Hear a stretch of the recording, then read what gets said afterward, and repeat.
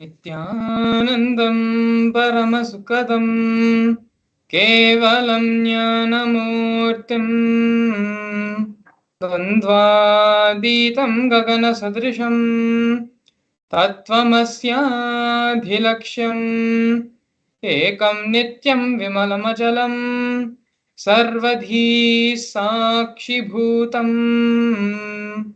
Bhavadhitam Triguణarahitam Sadgurum Tam Namami.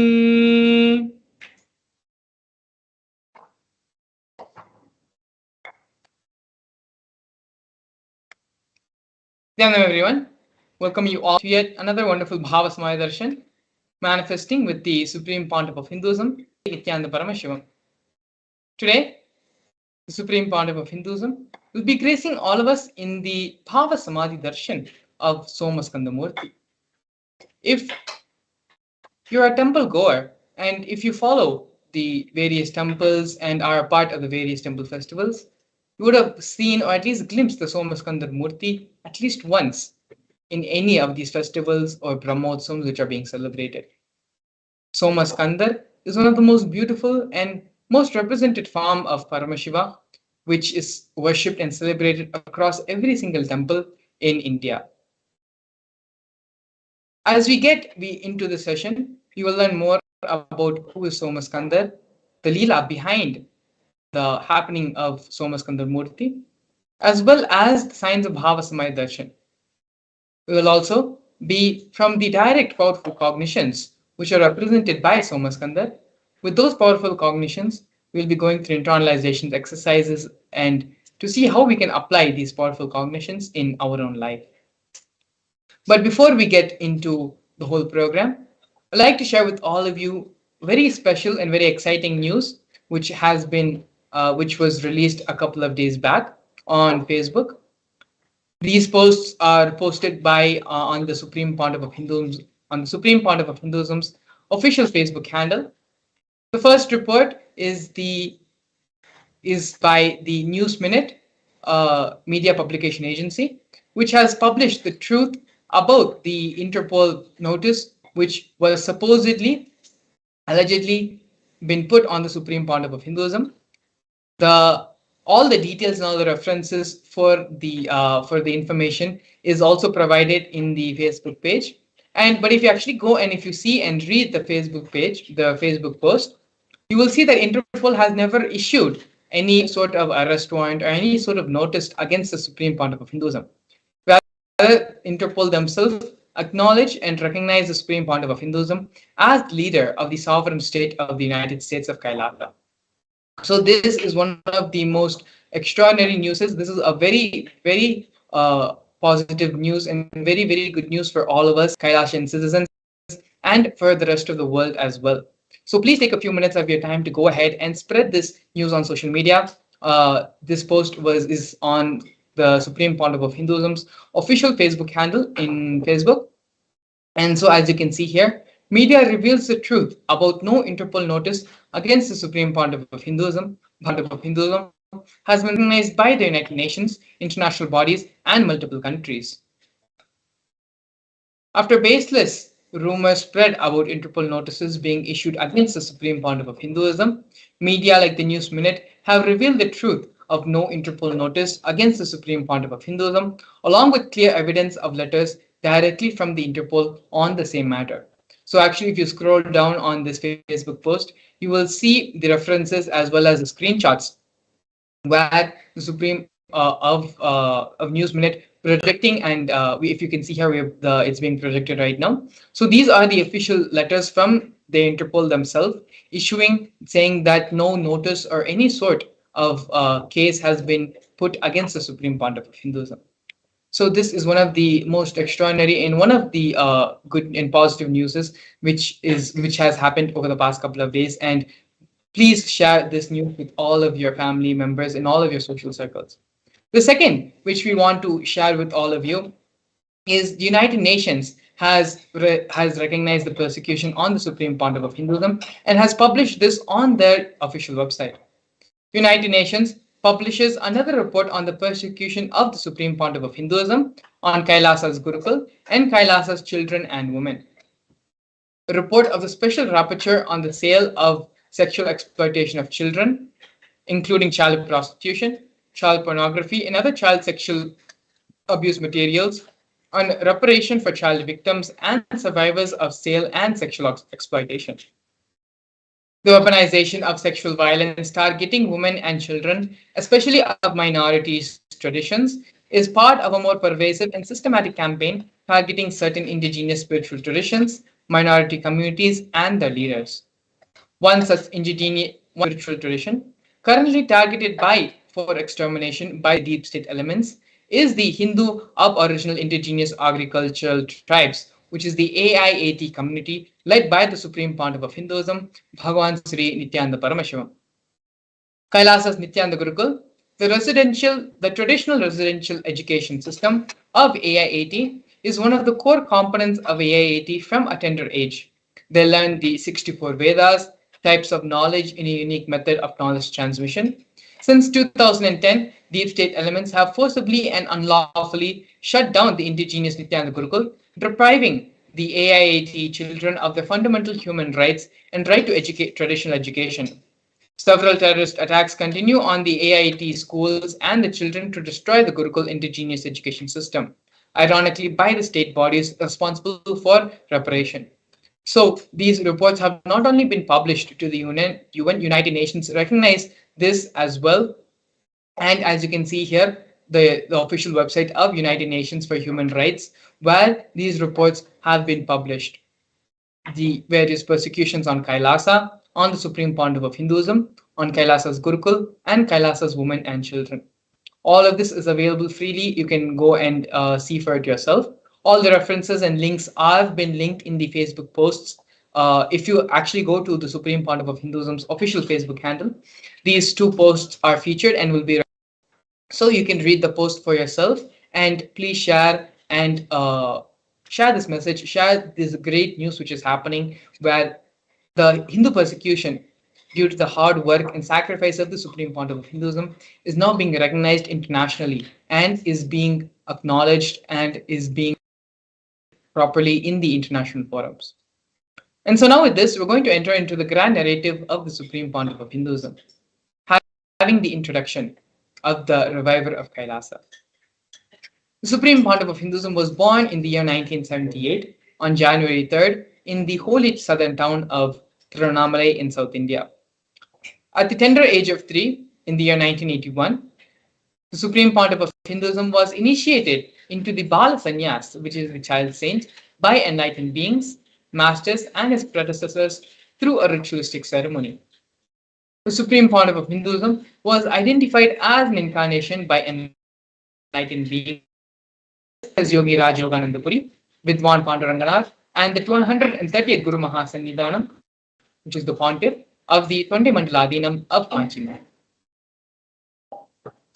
When the Supreme Pontiff of Hinduism was of 16 years of age, he was coronated by Mata Vibhudanandapuri, the Vedanta Guru of the Supreme Pontiff of Hinduism, also lovingly called as Mataji Kuppamal.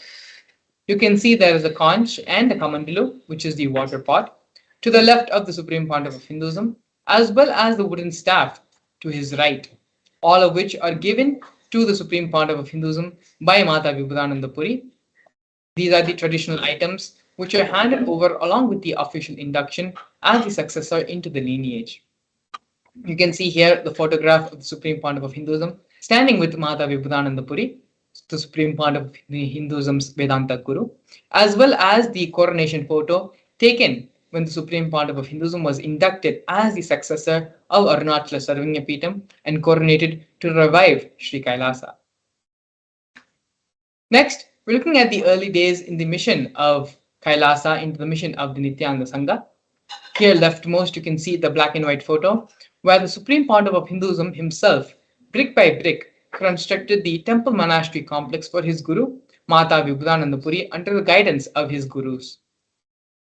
Later, during the years when the Supreme Pontiff of Hinduism started the public mission, the public life, in the year 2001, on the 14th of April, when the Supreme Pontiff of Hinduism was just 23 years of age, the supreme pontiff of Hinduism, established the first Kailasa temple monastery in Tiruchengodu, South India.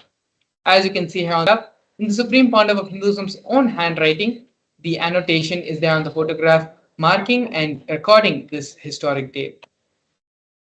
Here we can see in the year 2002, 1 year later, on the 4th of November, the Supreme Pontiff of Hinduism established the headquarters, Adi Kailasa Sarvagnapeetham, in South India. By the year 2004, when the Supreme Pontiff of Hinduism was 26 years of age, the Supreme Pontiff of Hinduism was conducting mass living enlightenment conventions all across the globe in various countries, taking people cleansing processes of the seven energy bodies. By the year 2005, at the age of 27, the Supreme Pontiff of Hinduism was visited by the Mayor of St. Louis, Francis G. Slade. Here we can see glimpses of the international worldwide conventions of living enlightenment conducted by the Supreme Pontiff of Hinduism.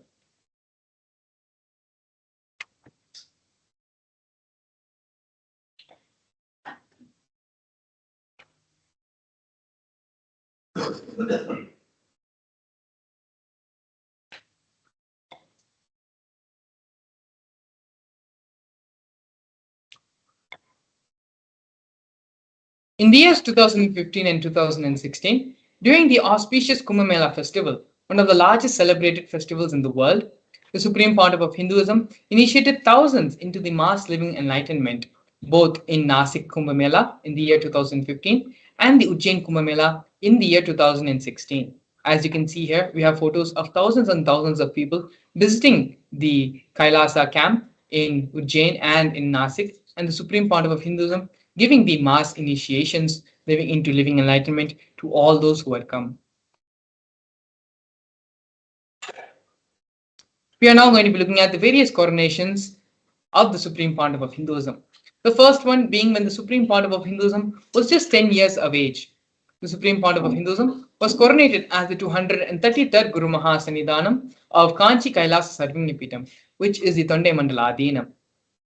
In the year 2004, on December 31st, the Supreme Pontiff of Hinduism was coronated as the incumbent emperor of the Suryavamshi Surangi Samrajya. In the following years, the Supreme Pontiff of Hinduism was coronated as the present 23rd Guru Mahasannidhanam of Dharmamukti Swargapuram. In the year 2012, was coronated as the 293rd Jagat Guru Mahasannidhanam of Kailasonatha Shyamlapita Sarvagnapeetham. In the year 2013, the Supreme Pontiff of Hinduism was coronated as the present Mahamandaleshwar of Mahanirvani Akhada, which is the largest apex monastic order. In the year 2014, the Supreme Pontiff of Hinduism was coronated as the 1008th Acharya Mahamandaleshwar, which is the head of all spiritual leaders of the Atal Akhada, which is the ancient apex body of Hinduism. In the year 2015, the Supreme Pontiff of Hinduism was coronated as the Supreme Pontiff of Hinduism, elected by a congregation of over 1,000 Hindu leaders, pontiffs.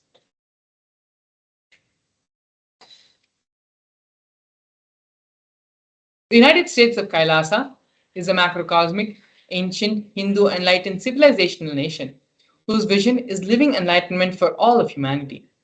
Kailasa's mission is to revive and share with today's world the practical applications of the greater sciences of authentic Hinduism, including Hindu cosmic physics, Hindu alchemy, Hindu cosmology, Hindu biology, Hindu mathematics, the power manifestation science, and other sciences as revealed by the Supreme Pontiff of Hinduism.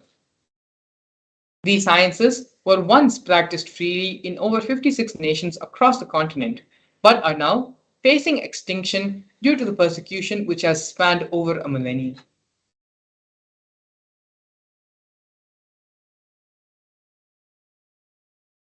Here we can see the various Sri Kailasa initiatives, Sri Kailasa United Nations initiatives. Sri Kailasa Uniting Nations initiatives support a variety of humanitarian services, which collectively allows for the creation of an enlightened, peaceful, sustainable, equitable, resilient, and thriving world. Out of these 108 initiatives started by Sri Kailasa Uniting Nations, the one which we are going to be looking out of the many is the No Hungry Home project, offered by Sri Kailasa Uniting Nations for nutritious food and a hunger. More than 1 billion meals have been served over the past 27 years. The Hindu ASMT community has organized more than 3 million annadans, serving a total of 1 billion meals. Annadans are the free organic meals as per the tradition, which are served during religious gatherings to everyone without discrimination. Up to 10,000 meals are served on a daily basis, free of cost, and this number rises to up to 100,000 on festival days. As you can see here in the photos, the Supreme Pontiff of Hinduism himself is actively involved in serving and in the process of the Annadan service. You can see here in many places the Supreme Pontiff of Hinduism with his own hand is doing the Annadan service.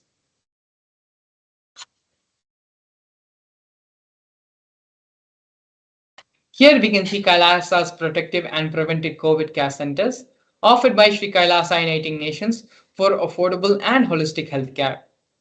During the pandemic, the Supreme Pontiff of Hinduism converted his monastery campuses into a multi-layer quarantine facility free for all people, regardless of any differences in age, gender, caste, creed, ethnicity, color, socioeconomic status, or any other sort of discrimination. Not only that, but food, shelter, internet, as well as other basic facilities, including free medical care, were provided to all the residents for an indefinite amount of time. More than 30 million citizens followed Kailasa's 28-day spiritual regimen in the year 2020.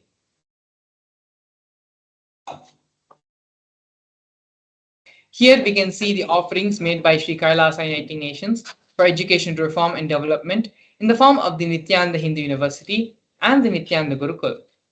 The Nithyananda Hindu University was established by the Supreme Pontiff of Hinduism and is the world's largest Hindu university.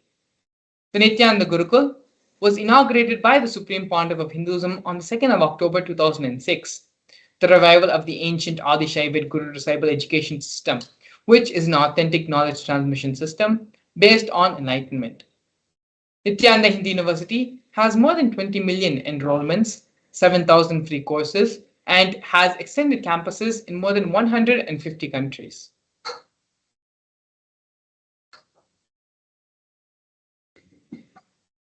Here we can see Sri Kailasa Uniting Nations for the protection of Hindu scriptures in the form of the Nithyananda Jnanalaya, which is the library, and the Hinduismpedia. The Supreme Pontiff of Hinduism established the Nithyananda Hindu Jnanalaya to collect and to preserve the 1 million Hindu scriptures while ensuring that knowledge is made accessible and shared free of cost to all people, collecting and preserving 1 million source books on Hinduism. The Supreme Pontiff of Hinduism himself has authored more than 10,000 books in 3 different languages, which have been translated into 50 other different languages. Not only that, but the Supreme Pontiff of Hinduism has published more than 10,000 articles and has given more than 10,000 hours of free discourses with a combined view of more than 1 billion. The Hinduismpedia is a project offered by the Supreme Pontiff of Hinduism, where the Supreme Pontiff of Hinduism has collected more than 15 terabyte of digital material and rare manuscripts from all the 19 serving pitas, ancient mutts, and ashrams. This collection is inclusive of over 1 million pages on Hinduism, 22,000 digital books, 1,000 e-textbooks, and more than 100,000 articles on various topics in Hinduism.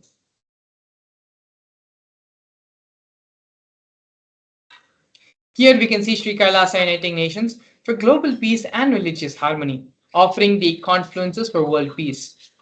In the year 2009, the Supreme Pontiff of Hinduism organized a month-long peace walk covering 1,000 kilometers and 1,000 villages to bring together in harmony from all walks of life to promote feeling connection and oneness among people. During the walk, health camps were conducted in villages along its path. As you can see here, thousands and thousands have gathered, waving the Kailasa flag and doing the peace walk. Next, we have Sri Kailasa Uniting Nations for empowerment and gender equality, offered by the women empowerment programs, the various women empowerment programs. The first one, which you're looking at right now, is Kailasa's Yogini Sarvingyapeetham, which is the establishment of yoga and meditation universities to empower the quality of life, an emphasis on life solutions through Vedas and Agamas, empowering the indigenous rural women, fighting against wrongful gender stereotyping, gender-based violence, and lack of inclusive and quality learning environments. Some of these initiatives include Kailasa's Nithyananda Lakshmi, which is a microfinancing service, Kailasa's Women Foundation and Women Empowerment Self-Help Centers, which have been launched in 108 places around the world since its establishment in the year 2009. Kailasa's Ankita program, which is providing foundational literacy about working of basic community service and infrastructural environments. Kailasa's Ashraya program, providing vocational training programs to rural and indigenous women to provide equal opportunities and access to independent, self-sufficient financial environments to them. The Supreme Pontiff of Hinduism has revived the Vedic feminism in Kailasa, where more than 80% of leadership positions are occupied by women. Here we can see the various offerings of Sri Kailasa Uniting Nations in the field of yoga as the Nithyananda Yoga. The Nithyananda Kriyas are 108 scientifically validated Kriyas revived by the Supreme Pontiff of Hinduism, specifically targeting the 108 major diseases and disorders such as diabetes, arthritis, blood pressure, rheumatism, and more. The Supreme Pontiff of Hinduism has also revived the ancient forms of yoga, such as the pole yoga, which is the Shivastambha yoga, and the rope yoga, the Kundalini Raja yoga, in which yogic asanas, postures, and weight balancing techniques are performed to create the yogic physiology, aligning it to cosmic geometry that manifests superconscious powers. Not only that, but the Supreme Pontiff of Hinduism has been awarded 2 Guinness World Records for the largest rope yoga and largest pole yoga classes, bringing worldwide attention to these extraordinary forms of yoga. These world records were established on the 30th of September and 3rd of October, respectively.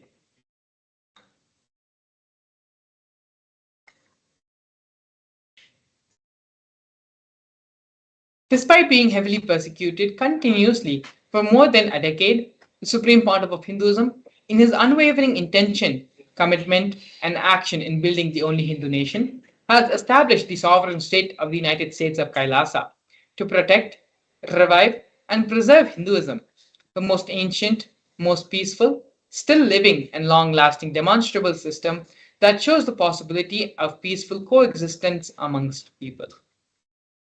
Next, we're going to be looking here at one of the most historic and definite moments of the Kailasa nation, where Kailasa, the first nation of Hindus led by the Supreme Pontiff of Hinduism, Bhagavan Sri Nithyananda Paramashivam, spoke on behalf of the 2 billion global Hindu diaspora at the 14th session of the United Nations Forum on Minority Issues. A significant milestone in the history of Hindus and the sovereign state of Sri Kailasa happened on the 2nd of December 2021. His Excellency Shri Nitya Moksha Priyananda, Ambassador Extraordinary and Plenipotentiary of Kailasa, represented the persecution of Hindus at the 14th session of the United Nations Forum on Minority Issues. The theme of the forum was conflict prevention and the protection of human rights of minorities. This was the first time the plight of persecuted Hindu minorities was represented in the United Nations. The ongoing and systematic generational attacks on Hindu indigenous traditions were highlighted in these meetings.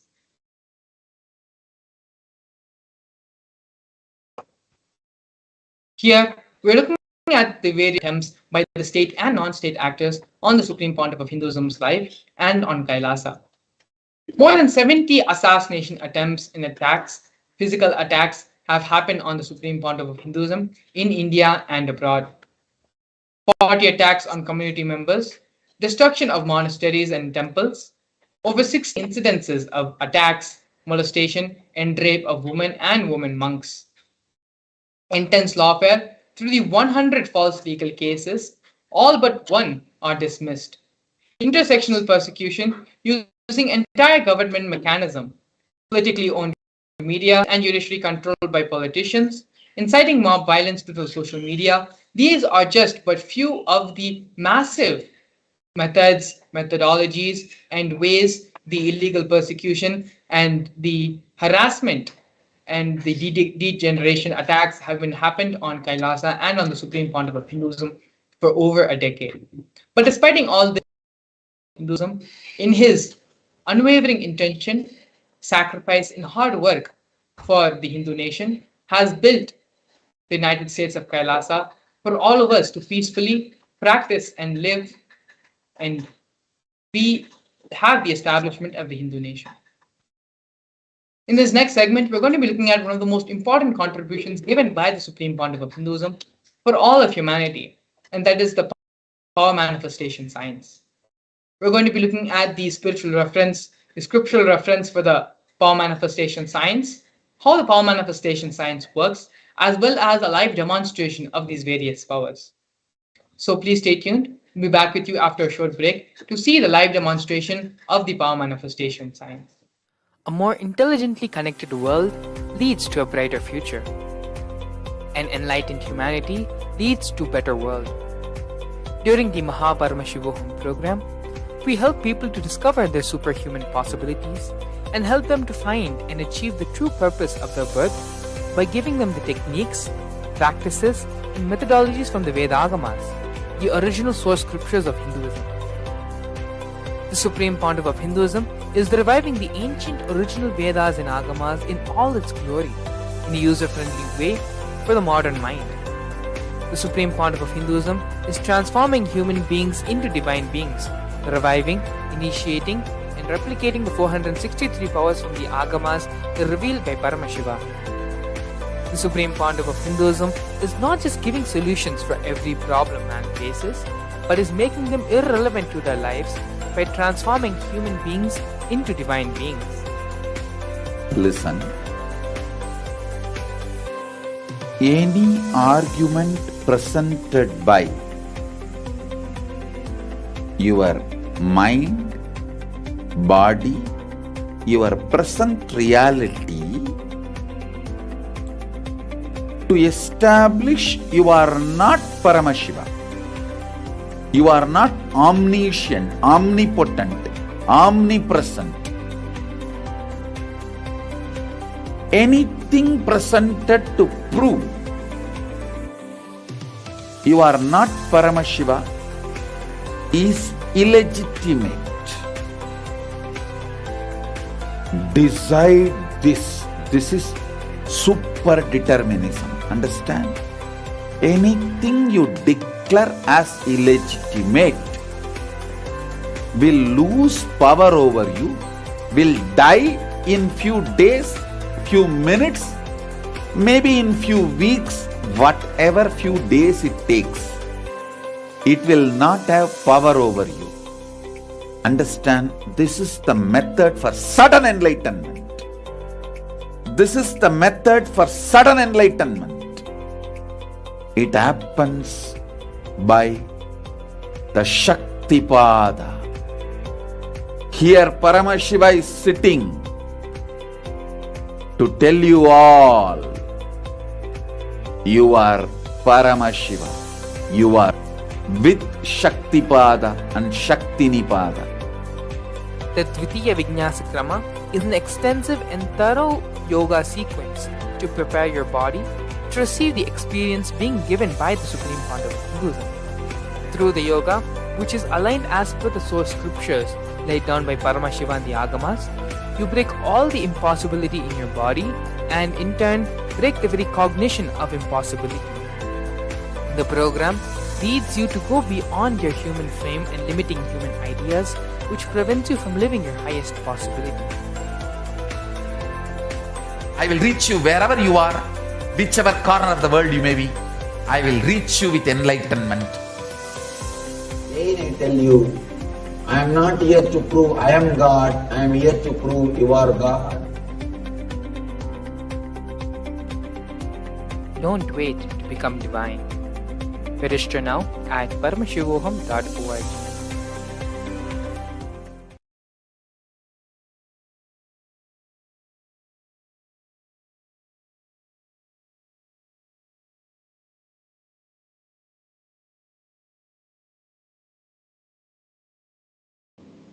Yes, so now we'll be entering into the beautiful session of the power manifestation, and now we're going to be understanding the various truths and aspects of power manifestation.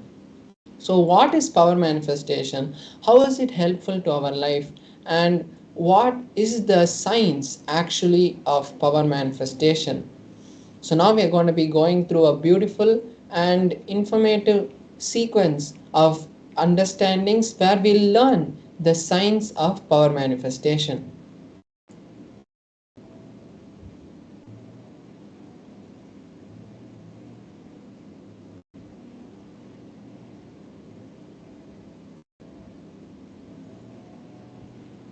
So, in the Vedagamas, the source scriptures of Hinduism, Paramashiva elaborates in detail that every human being is hardwired to be able to manifest the 463 Shaktis of Paramashiva. Manifesting Shaktis are described in a detailed systematic method and science for human beings to explore the various sciences and the various Shaktis of Paramashiva. The manifestation happens from the fundamental cognition that you are divinity and not the cognition that you need to reach divinity.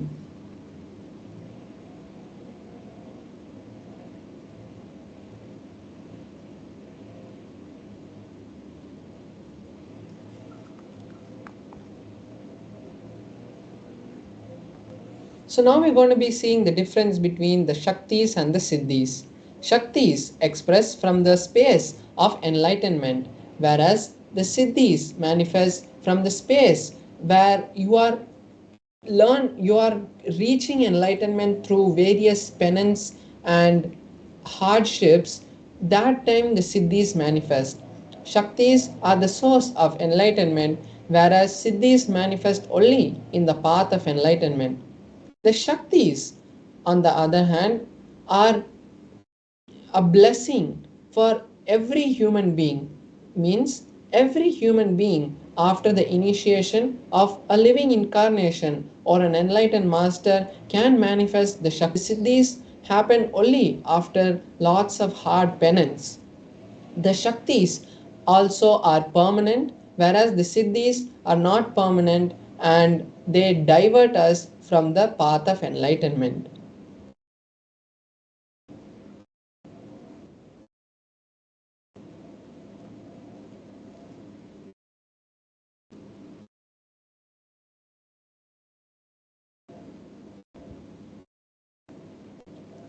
So now we are going to be seeing the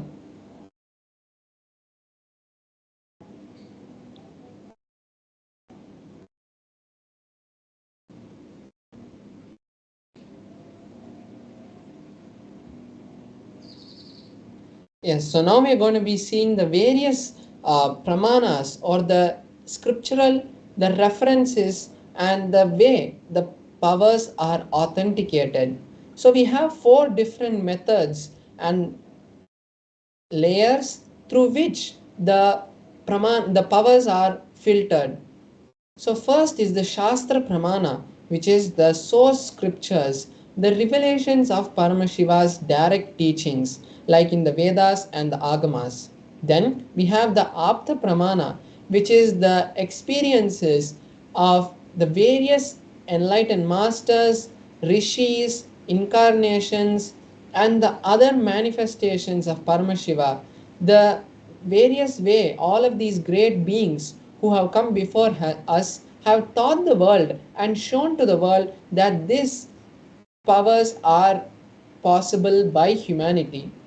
Then we have the Atma Pramana, where the supreme pontiff of Hinduism has experienced these powers and validated them with the Shastra Pramana and the Atma Pramana and given it to us as his Atma Pramana. Then we have the Pratyaksha Pramana, the scientific study on these powers. So now we're going to see the source of these Shaktis, and it is Paramashiva. Paramashiva is the source of these Shaktis, and he is the primordial divinity in Hinduism, the ultimate cause, which is self-effulgent, all-pervading, and beyond time. He manifests the five actions of creation, sustenance, rejuvenation, pulling out of delusion and liberation. And through this, he creates and sustains and manifests this whole existence that we know.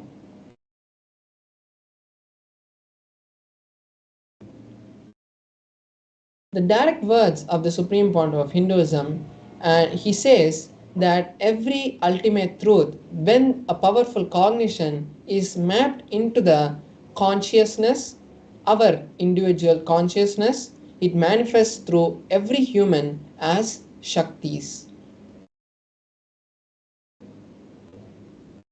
Now we're going to be seeing the detailed pramana for each of the pramanas that we have. So first we're seeing the Shastra pramana, which is the source references for the power of the third eye. So Paramashiva in the Vijnana Bhairava Tantra and Agama reveals the signs of various Shaktis to Paramashiva Shakti, and now we'll be seeing the 34th verse of the Vijnana Bhairava Tantra, where Paramashiva has given us the detailed description of how the powers manifest from the third eye.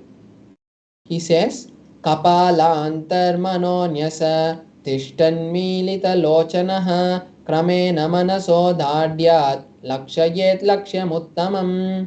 Paramashiva says, by fixing the mind within the crown center, sitting stably without any movement, having the eyes in succession to the third eye, one whose mind is stable is able to see beyond the sight and has the ultimate darshan of the lakshyam, which is the ultimate goal, and has the vision of any place or any object beyond his sight, and he attains the space of oneness with the source Paramashiva.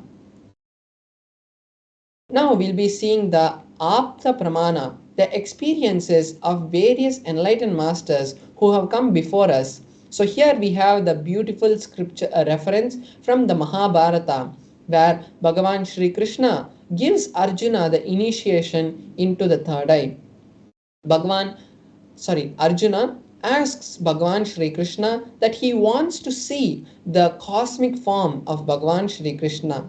So Bhagavan Shri Krishna in the 8th chapter of the 11th verse initiates Arjuna into the third eye by saying, you cannot see my cosmic form with these physical eyes of yours. Therefore, I grant you the divine vision of the third eye. Behold my cosmic form. And then Arjuna gives a detailed description of each of the various aspects of that beautiful Vishwarupa Darshana in the 11th chapter. Next, we'll be seeing the Atma Pramana, how the Supreme Pontiff of Hinduism has experienced these things, these powers in his own life. So in his own words, he says, the first experience that I had, I was able to see above me, below me, the whole 360 degrees and the 10 directions. Not only I was able to see, I was able to feel and experience all that around me as me.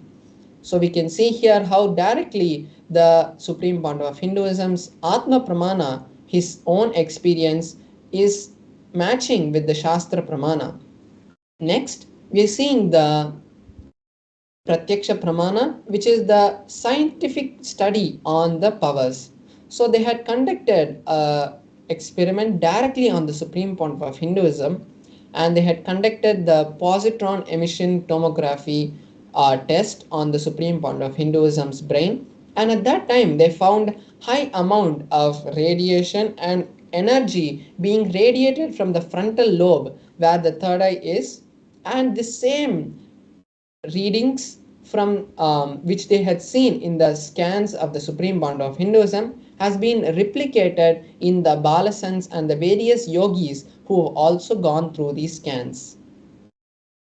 Now we'll be seeing one of the powers that manifests from the space of the third eye, which is the power of consciousness over matter. The scriptural reference for this is from the Vijnana Bhairava Tantra, Sutra 120, Dharana 95. Paramashiva says, Kvachid vastuni vinyasya shane drishtim nivartayet tajnanam chitta sahitam devi shunyalayo bhavet. The translation is, having fixed one's eyes on a particular object, Vastu, one should slowly withdraw the gaze and the sight from that object, as well as slowly eliminate the knowledge, thoughts, and impressions from that object. Then, O Devi, one abides in Shunya, the state where there is nothing other than this exists, the space of all inclusiveness or infinity. So here we can see how Paramashiva has given us a detailed explanation of each of the steps of how to manifest this power. Now we are going to be having a live demonstration of this power, where I will be manifesting the power of consciousness over with my Atmalinga. So now we'll be moving to the close-up camera, where you'll be able to see the demonstration, and we'll be showing you how authentically this power is being manifested.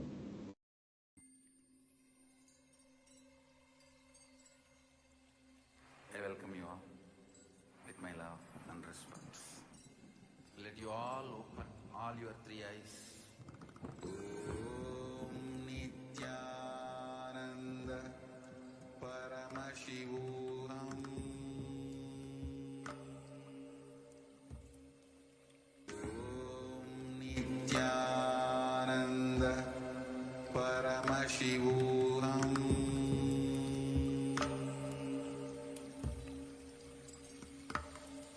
Om Nithyananda Paramashivam.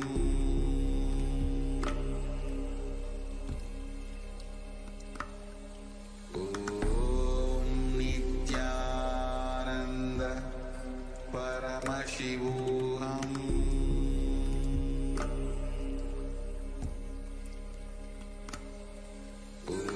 Om Nithyananda Paramashivam.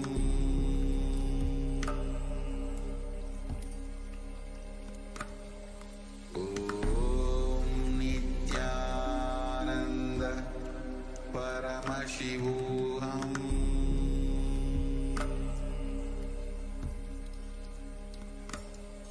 Om Nithyananda Paramashivam.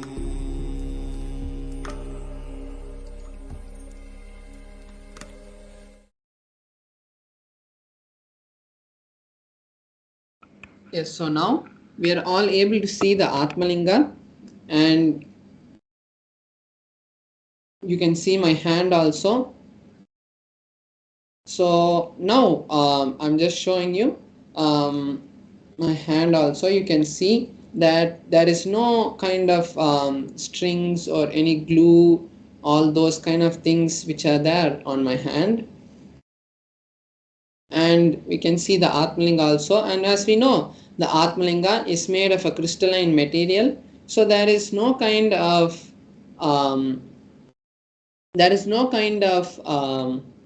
magnetic thing that can be used to make the Atmalinga to move. And also I have a tissue paper here, so I'll be just circling the Atmalinga with this tissue paper to show that even when the Atmalinga is placed on my palm, there's no kind of strings which are being used to move the Atmalinga or anything. So by doing that, we are making the power as authentic as possible. So I'm placing the Atmalinga on my hand, and here I have the tissue paper, and I'm just circling the Atmalinga to show you that even when the Atmalinga, when I'm moving the tissue paper around the Atmalinga, there is no kind of movement which is happening in the Atmalinga, showing that there is no external thing that is being used to create the movement in the Atmalinga. So now I'll be connecting with Paramashiva, and as we saw in the scriptural reference, the detailed instructions which have been given directly by Paramashiva on how the Atmalinga, how the consciousness or matter happens. So now I'll be manifesting that. I will be doing the same, and I'll be chanting the Mahavakya and connecting with Paramashiva, and then when that happens, we will all be seeing that the Atmalinga. So I request all the viewers also to take this time now to create the same reality in your life also. So either you can manifest this power, or you can create a reality, you can share with us a reality that you want to manifest in your life, and then we will be, when we manifest the power, we will be seeing directly Paramashiva manifest that reality in your life. So now I'll be chanting the Mahavakya, and we will all be seeing the beautiful manifestation of the Atmalinga. So you can also chant along with me. Om Nithyananda Paramashivoham. Om Nithyananda Paramashivoham. Om Nithyananda Paramashivoham. Om Nithyananda Paramashivoham. Om Nithyananda Paramashivoham. Om Nithyananda Paramashivoham.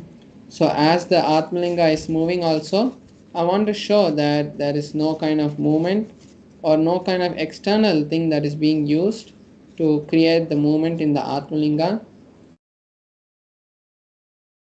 Om Nithyananda Paramashivoham. Om Nithyananda Paramashivoham. Om Nithyananda Paramashivoham.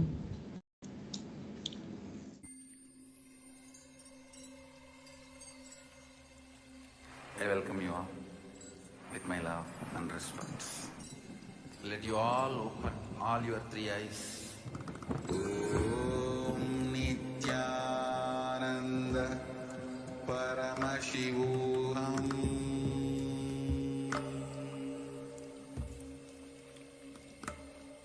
Om Nithyananda Paramashivam.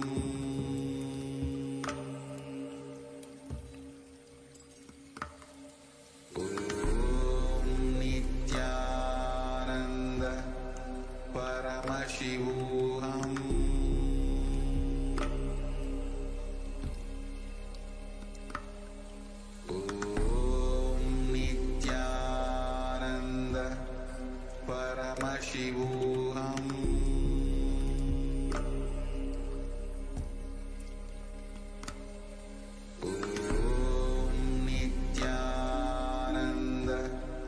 Paramashivam.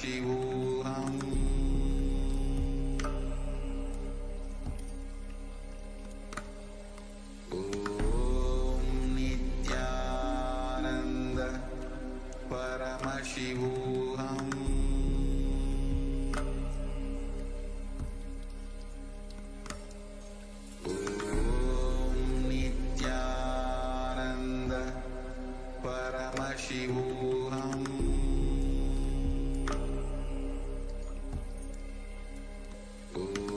Om Nithyananda Paramashivam.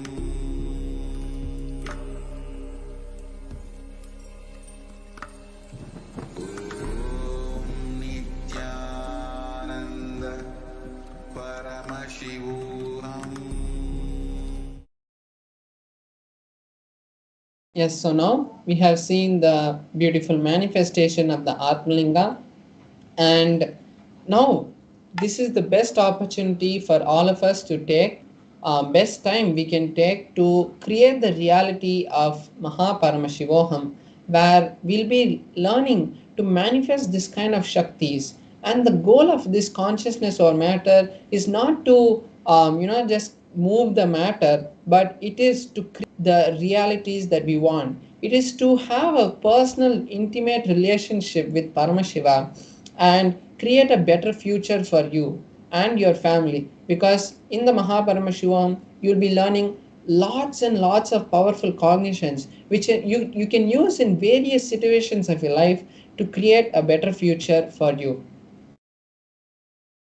So now we are projecting the QR code on the screen. You can scan that with your phone and it will take you directly to the registration page of the Mahaparamashivoham. And now we are going to be moving into the next session where we are going to be understanding about a really important component that takes away the whole effort, that takes away the whole beauty of manifesting Paramashiva in our life, which is the pattern of decision fatigue.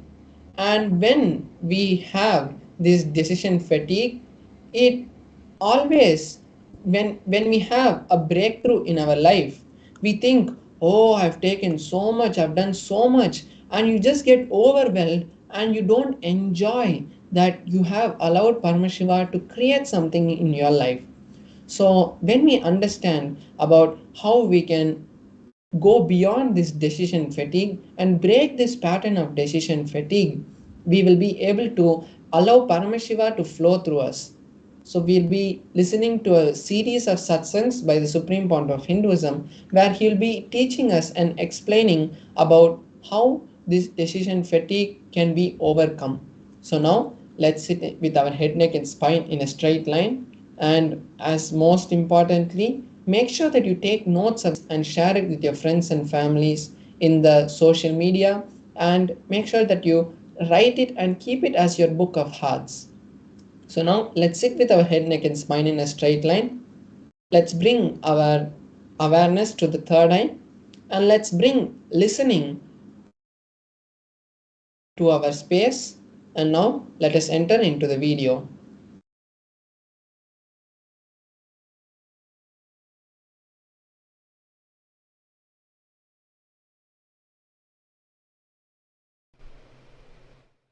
Fatigue decision or decision fatigue means fatigue which happens to you by making decisions. Actually, decision fatigue is fatigue decision. Listen. Decision fatigue is nothing but fatigue decision. I'll explain. When you decide to superimpose elephant on a wooden sculpture, elephant, the fear or greed or other emotions, opinions associated with elephant gets aggravated in you. When you go through that ups and downs, incompletions, you become tired. Listen carefully. Yesterday I was discussing with some of the Adinavasis preparing for Sadashivoham. Actually, whole day nothing is being done other than making few phone calls. But everyone is tired, fatigued, thinking they are doing two big things. Nothing. Nobody is building here. Even if buildings are happening, big buildings are happening, what you are doing is only phone call. Nothing else. If you just do the postmortem and see exactly what you are doing, it's only phone call and talking. And at the most signing, that's it. But you are so arrogant, you don't want to believe you are not doing anything. Because you are always, you thrive on pampering yourself with arrogance. pampering yourself with arrogance is the way you thrive. So naturally, to cheat others, you start using the word, I am doing this, I am doing that. And finally, you yourself start believing and get cheated by it. You getting cheated by yourself is what I call fatigue decision or decisions of fatigue. The decision making leading to fatigue, or out of fatigueness you decide to be arrogant. I tell you, fatigueness, when you are tired, you decide to believe you are doing too big things because you need to justify to yourself you are big, you are doing something great. I can't understand people becoming tired by traveling. They say, oh, I came from Chennai to Bangalore, I am tired, I have to go and lie down. Hey, what have you done other than sitting in the AC car? It is just most cunning, arrogant way of cheating others.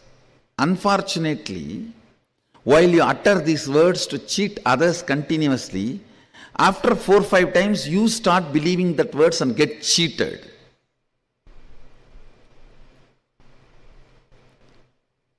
Get cheated terribly, understand?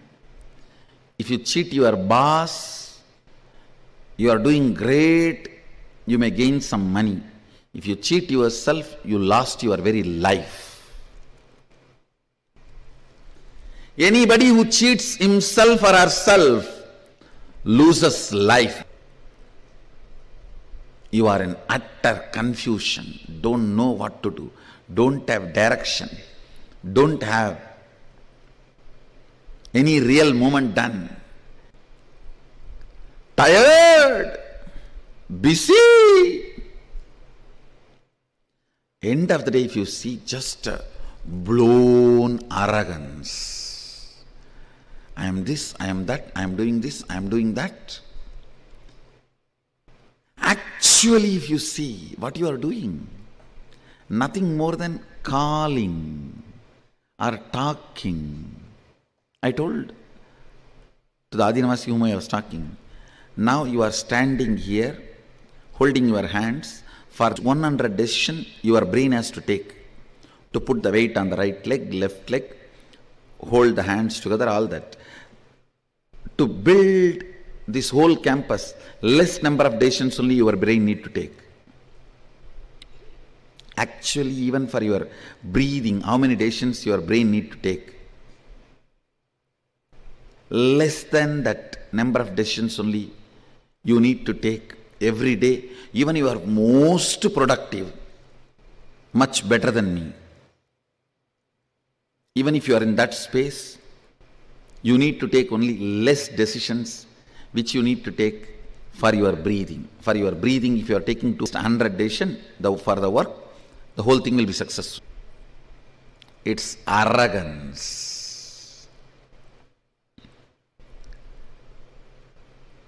The false identification, because of your decision, whoever is working, you attribute all that glory to you. You attribute all that glory to you, which is not true. Which is not true. Arrogance.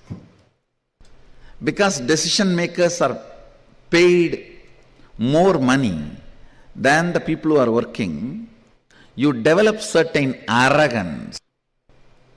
Decision fatigue is the direct result of the mental setup you carry, whether you are under the matrix or outside the matrix. Please be informed, anybody who has a decision fatigue is inside, under the matrix. You are under the matrix.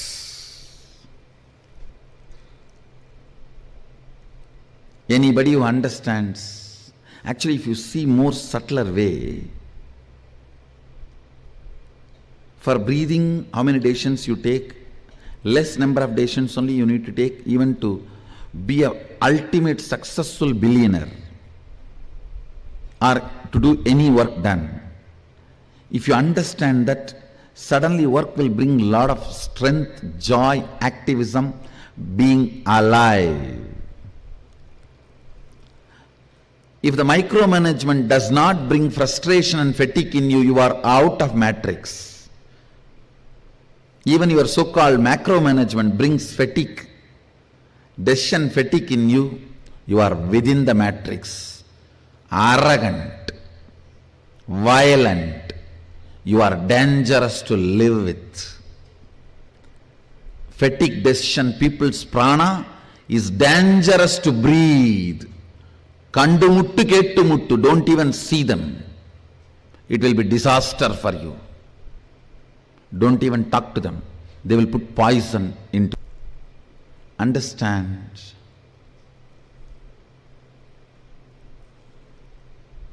Most of your problems, stupid thing called decision fatigue and arrogance developed due to decision fatigue, destroys your life, and matrix always pampers it.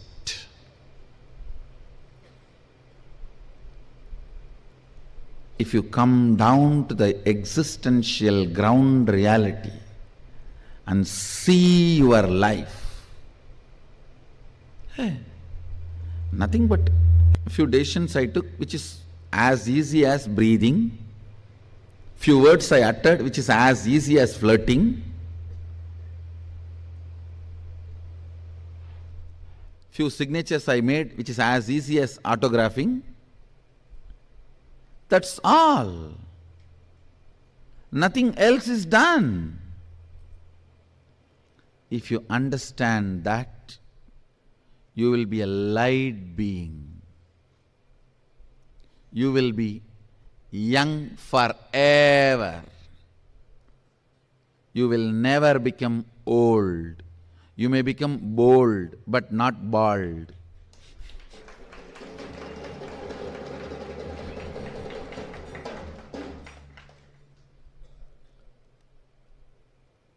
If any thought current makes you believe you are working, you are tired, you need to be pampered, you are worthy of this, that, they will destroy your life. They will make you old. They will swallow your life. Anybody who makes you believe, makes you understand the ground reality, actually you are not doing anything. It is as simple as breathing and chatting, just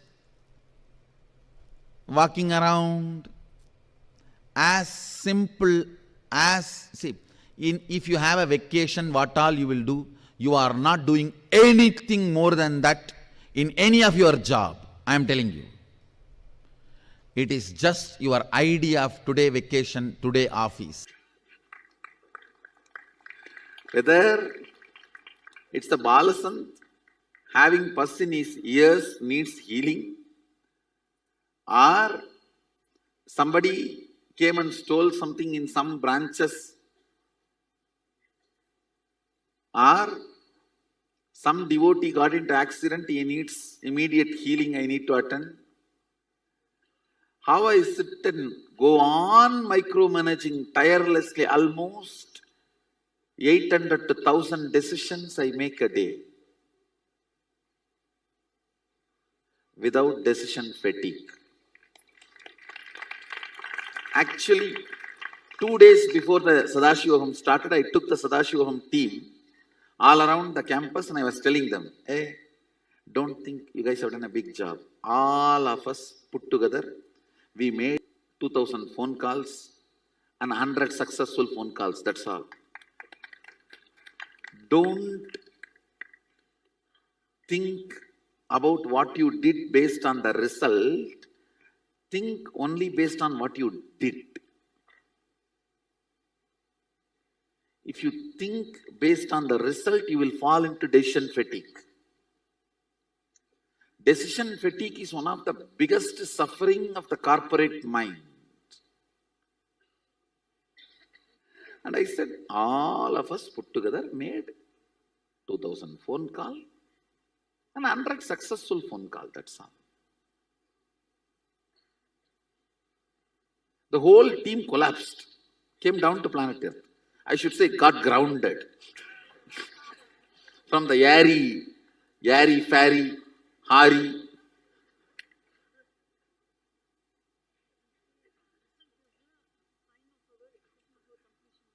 Result is the sign of our completion, but based on result, you cannot assume what you have done.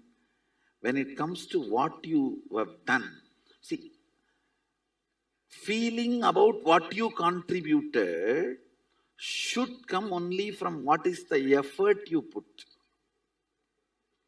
See, what I am talking is talking from the context of becoming egoistic out of air, thin air. All this, all right, this whole thing is done. What these guys have done? One phone call to this contractor, one phone call to the umbrella fellow, one phone call to the Dumbai fellow, one phone call to the volunteer scheme. They tied it over.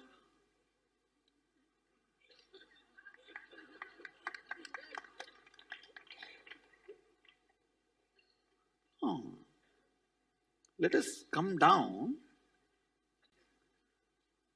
So that is what exactly I feel about I just come and blush with the deities for a few minutes and go around, tease some of the brahmacharis and make fun of these balasans, and then come back and sit and just spend a little time asking some questions and answering some questions. Sometimes questioning your answers and sometimes answering your questions.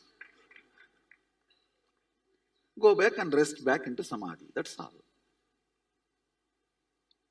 You not building castles in the air about your contribution keeps you away from denial and keeps you grounded about life. The decision fatigue is all about entertaining denial.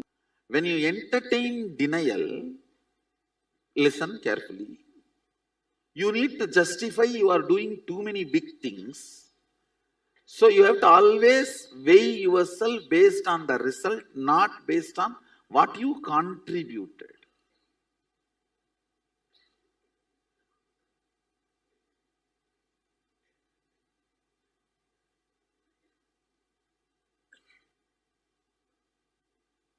This is one of the biggest corporate problem. And I tell you, decision fatigue damages your liver and intestine. If you remove decision fatigue from your life, you will grow younger. Decision fatigue starts as delusion, ends as disease. Decision fatigue starts as delusion, grows as disorder, ends as disease.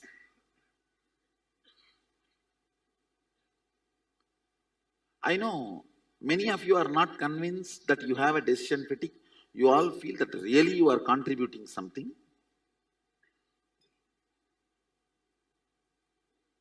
Because it is such an important, how important I am for the society and for the people around me. That is one of the important food you eat. That is being now denied. Understand, listen, you may now think how the length and this denial is connected. Whenever you decide, I will not put my energy on lawyer, engineer, multiple things, and I will put only in one. You will start seeing your efficiency to engage with life drastically comes down due to boredom attack. You always think, I'll put all the 12 hours into the law and master, and you forget to understand there is something called boredom, which will be attacking you. You'll be falling prey for it.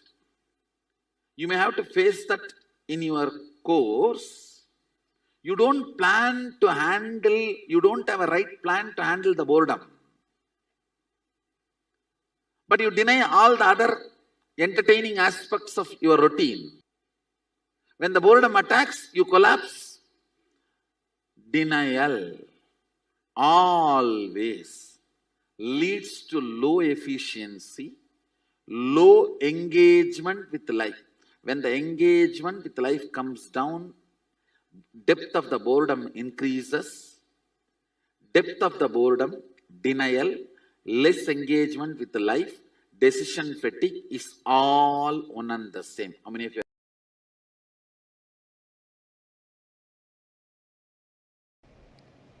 Listen, decision fatigue steals your life from you. Decision fatigue directly tires your liver and intestine. Decision fatigue directly affects your very existence. The NRI Hindus, non-residential Indians, Hindus, listen. This is one of the important message I have for you. It has nothing to do with spirituality. You get heart diseases, heart problems, and die younger 600 times, not percentage. Listen, 600 times. Listen to me once more, not percentage. If you want, Google it. I again and again read that line. No, is it percentage or time or spelling mistake or error? So I landed upon one or two articles saying 600%. Then I went through again and again. Larger number of articles and more authenticated papers published with the original names and the organization names which did research are talking 600 times. Even I could not understand. But I can give you the original reference. 600 times you are more prone to the heart problem, heart disease, death. Reason is, I tell you, decision fatigue. Only one reason, decision fatigue. If you are an NRI, 99% of you are in white collar job. Only the construction workers in Dubai and few working class in Malaysia and Singapore, like this exemption only does blue collar job. 99% of you are doing only white collar job. Then what is the need for you to die so early? One and only reason, decision fatigue. If I can make NRI community understand decision fatigue from the angle of physical, physiological, psychological, not even from the angle of spiritual. Because still,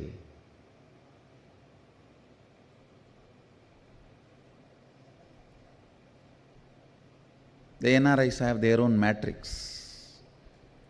Till you get out of the matrix, I can't teach you spirituality. Even from the angle of physical, physiological, psychological, decision fatigue destroys your life. Understand?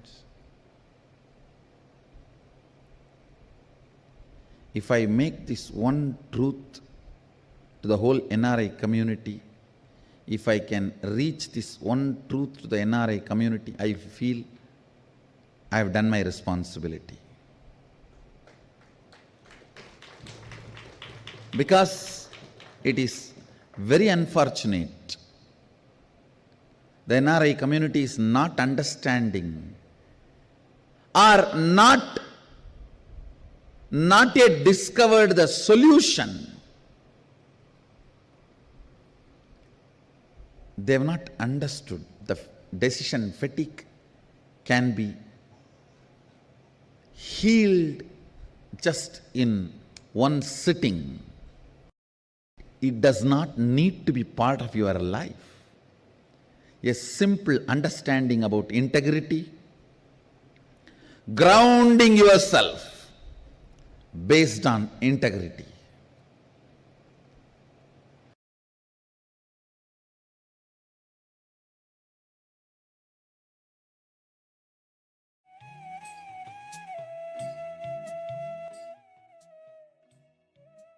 Yes.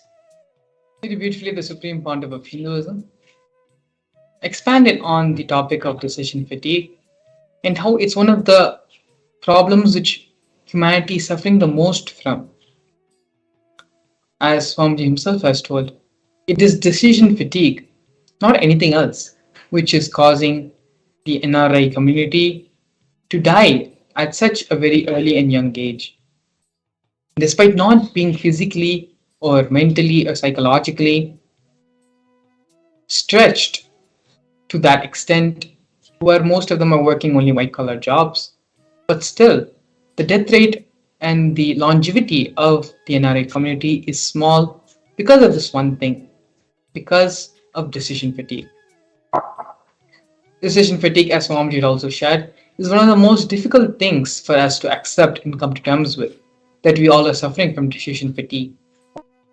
The need to satisfy our ego, the need to feel important, the need to feel that we are providing, we are contributing members of society, all builds up to us feeling that we did a lot when it was just a matter of few phone calls or just some paper moving job.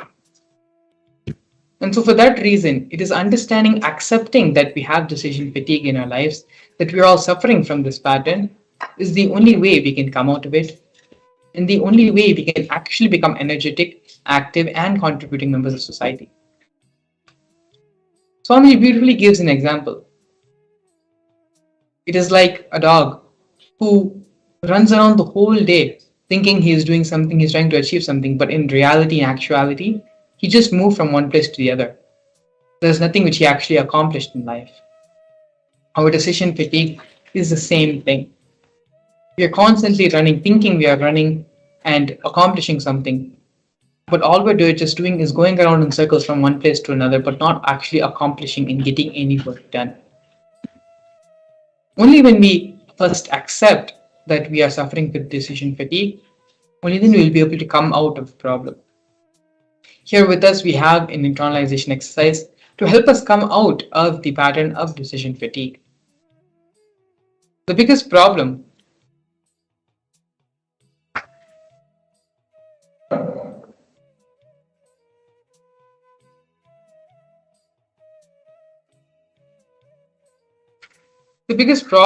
is going to be inability to handle boredom.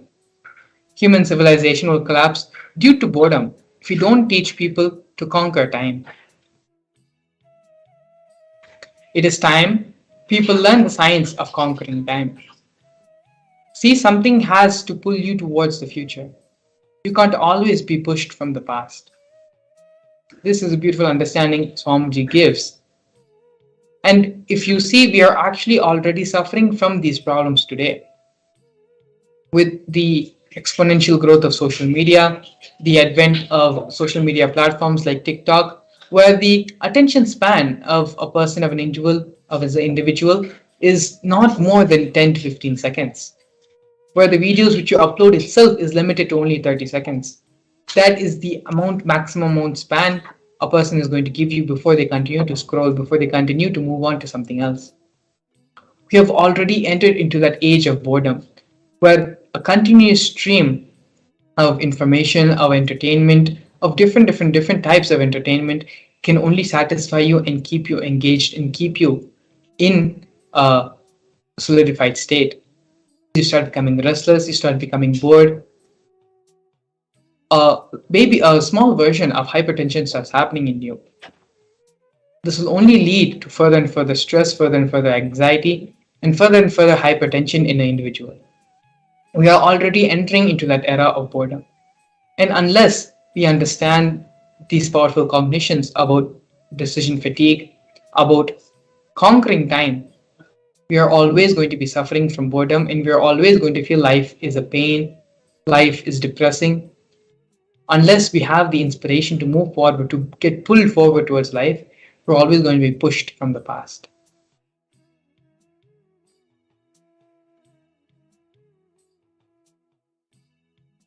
The first step of the internalization exercise is to pen down everything from the past that pushes you forward. What makes you feel that life is dragging? What makes you feel that you are being pushed towards doing something rather than you running towards the goal you are trying to achieve? First, pen down all of these things in your life where you feel you are being pushed forward rather than being driven forward. Take a few minutes and sit and do the internalization exercise completely and sincerely. It will only help you to understand yourself more deeper and come to more deeper realizations and understandings about yourself. Swamiji beautifully says that we give time for everyone in the world other than ourselves.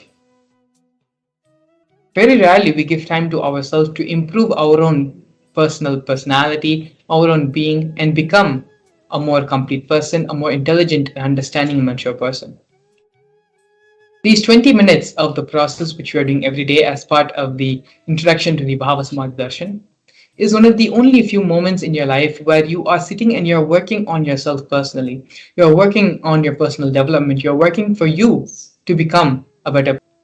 So give yourself this opportunity, give yourself the space, this time to work on yourself, on your inner being, on the cognitions which you are fundamentally functioning upon. It is these things which will create a change in your life, which will exponentially change and manifest the reality which you want.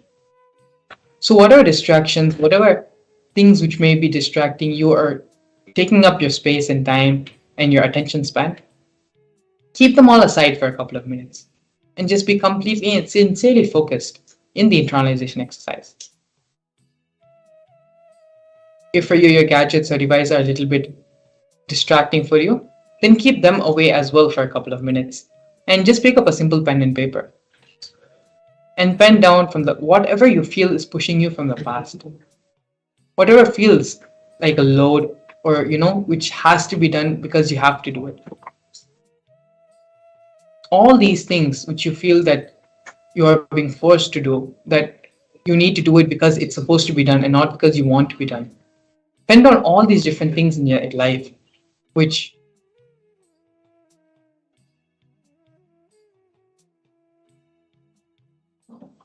this is a guided meditation process, a guided exercise, and we'll be here with you every step of this process to help you overcome and come out of your decision fatigue patterns.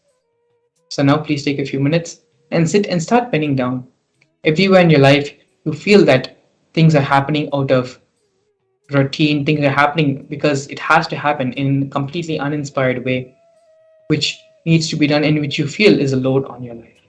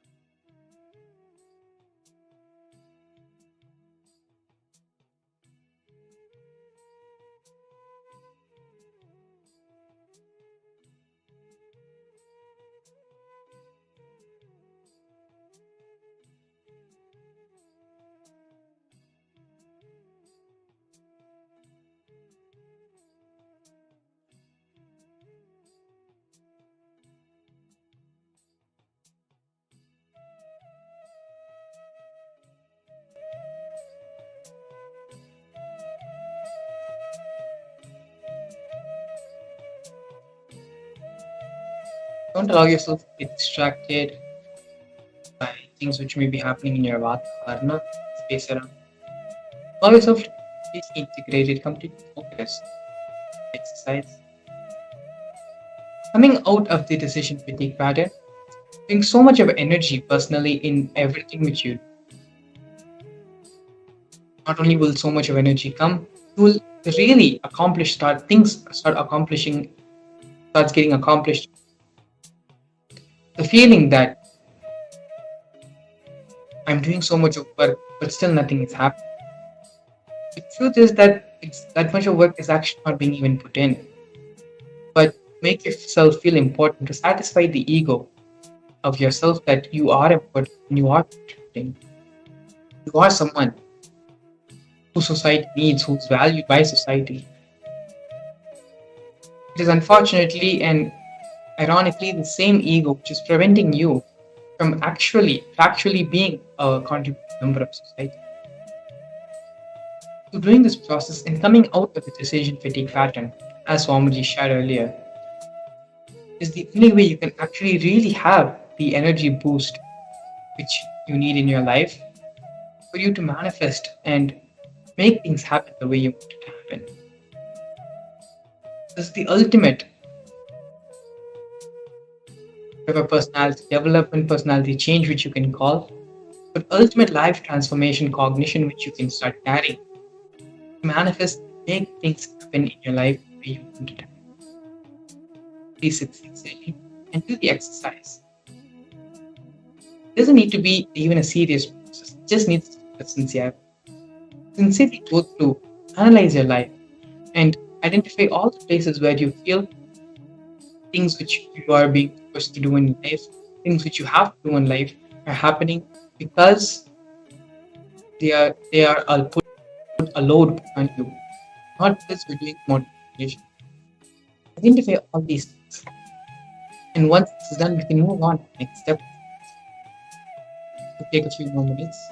Sit and identify your past, everything from your past, which makes you feel that life is a drag. You are being dragged by life.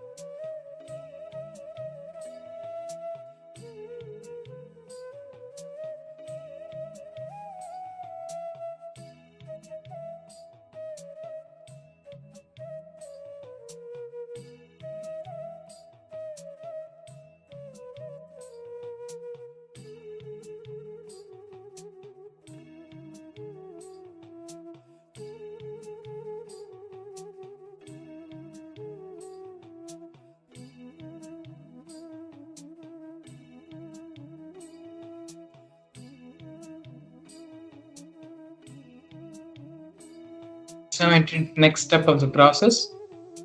Pen down everything that pulls you from the future. What makes you run with excitement?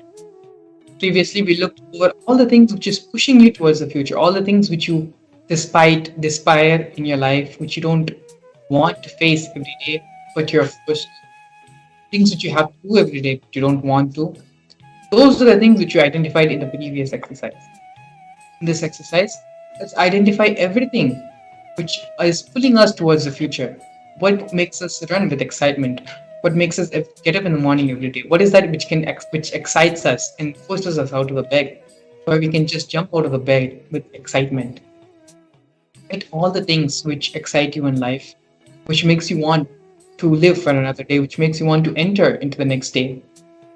Pen down all those things now, all the things in your life which pulls you towards the future, which makes you more life positive, which makes you want to experience life more and more. Once you're done with the first exercise of analyzing and filling out all the things which is pushing you towards the future, now let us enter into finding out things which will pull you towards the future, which is the excitement, the drive, the intensity of it. Again, the complete intensity exercise. Allow yourself to be completely integrated and do this for yourself. Finally, at the end of the day, this exercise is only to fulfill you, to make you a completely transformed and different being. Allow yourself, give that much of integrity and honesty to yourself. Be authentic to yourself, to your own personal transformation. If you're still finishing up the first part of the process, that is fine. You should do that.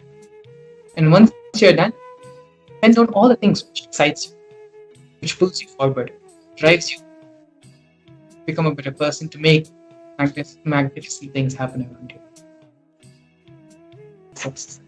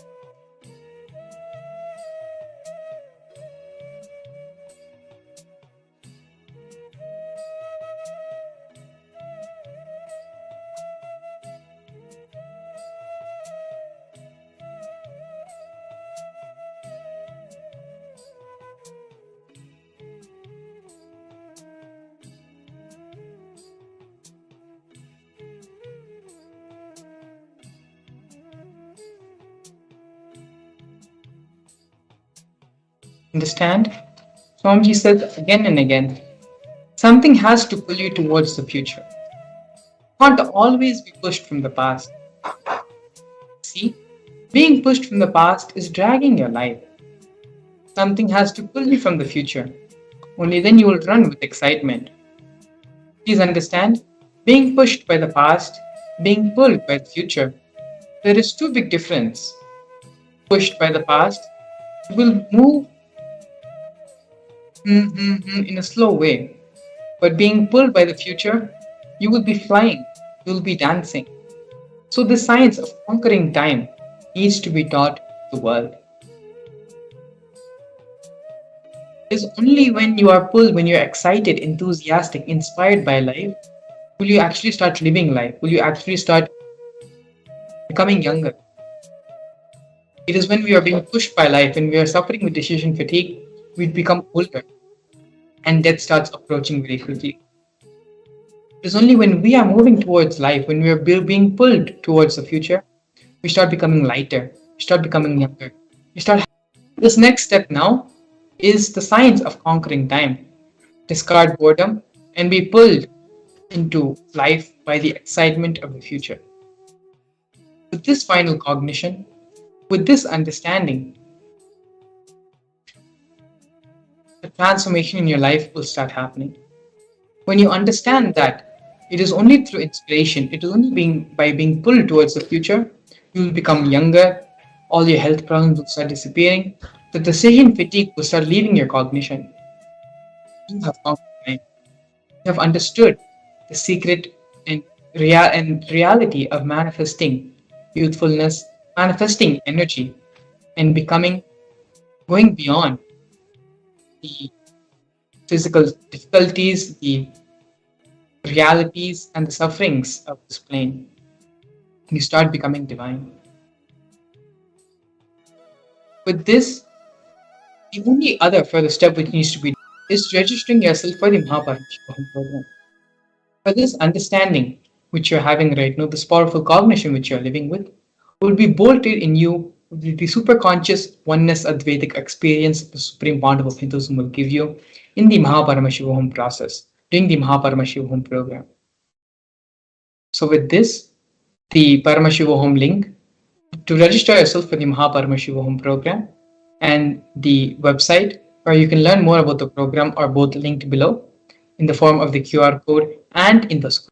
And so with this, take this time now to cement this cognition in your being and register yourself for the Mahaparashikam program to have the complete establishment of this experience in your cognition in your being.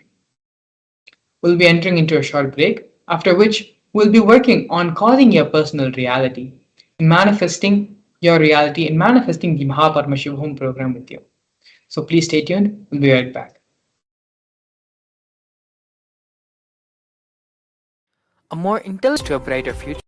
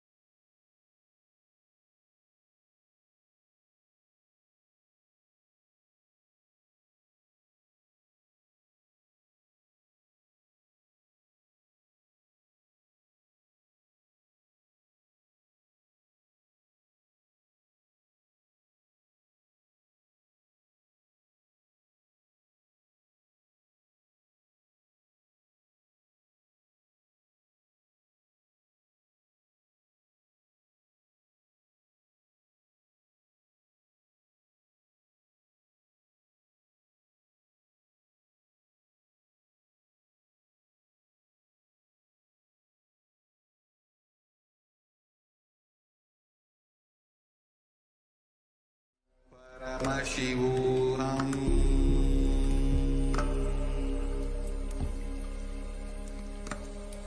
Om Nithyananda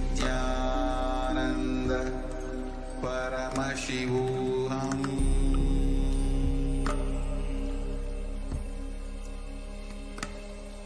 Om Nithyananda Paramashivam.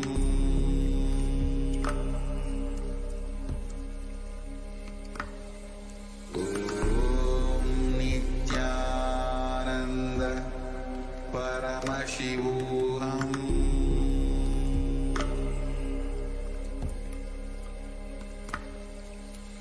Om Nithyananda Paramashivam. Om Nithyananda Paramashivam.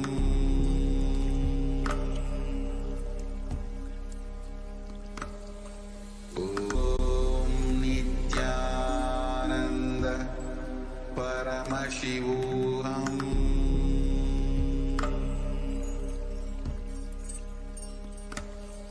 Om Nithyananda Paramashivam.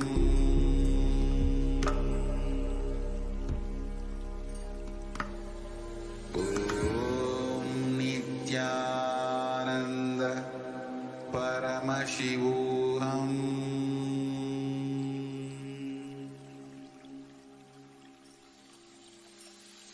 I bless you all. Let you all open all your three eyes.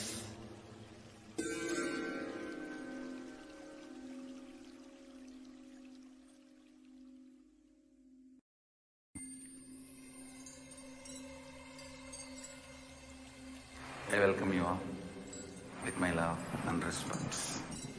Let you all open all your three eyes. Om Nithyananda Paramashivam.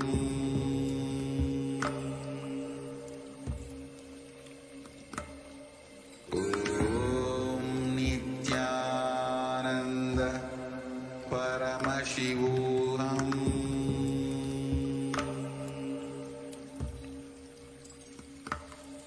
Om Nithyananda Paramashivam.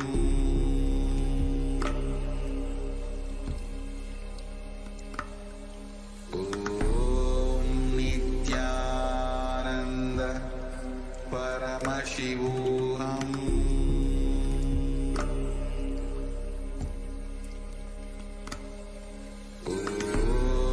Nithyananda Paramashivam.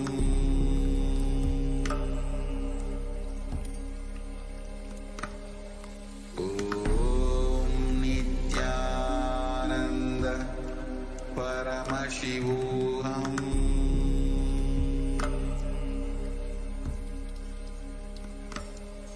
Om Nithyananda Paramashivam. Om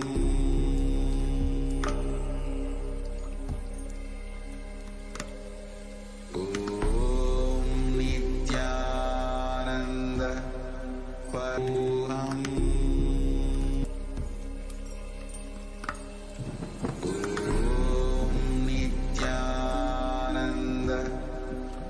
Paramashivam.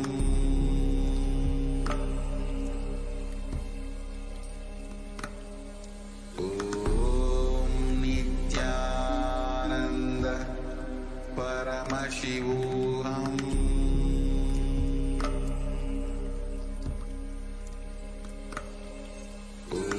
Om Nithyananda Paramashivam.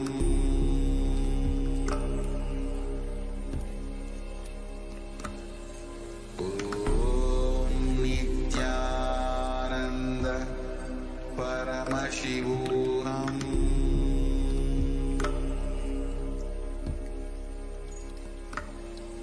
Om Paramashivam.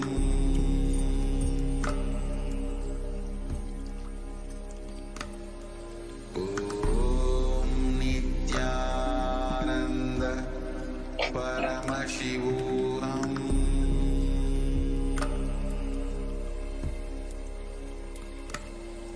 Om Nithyananda Paramashivam.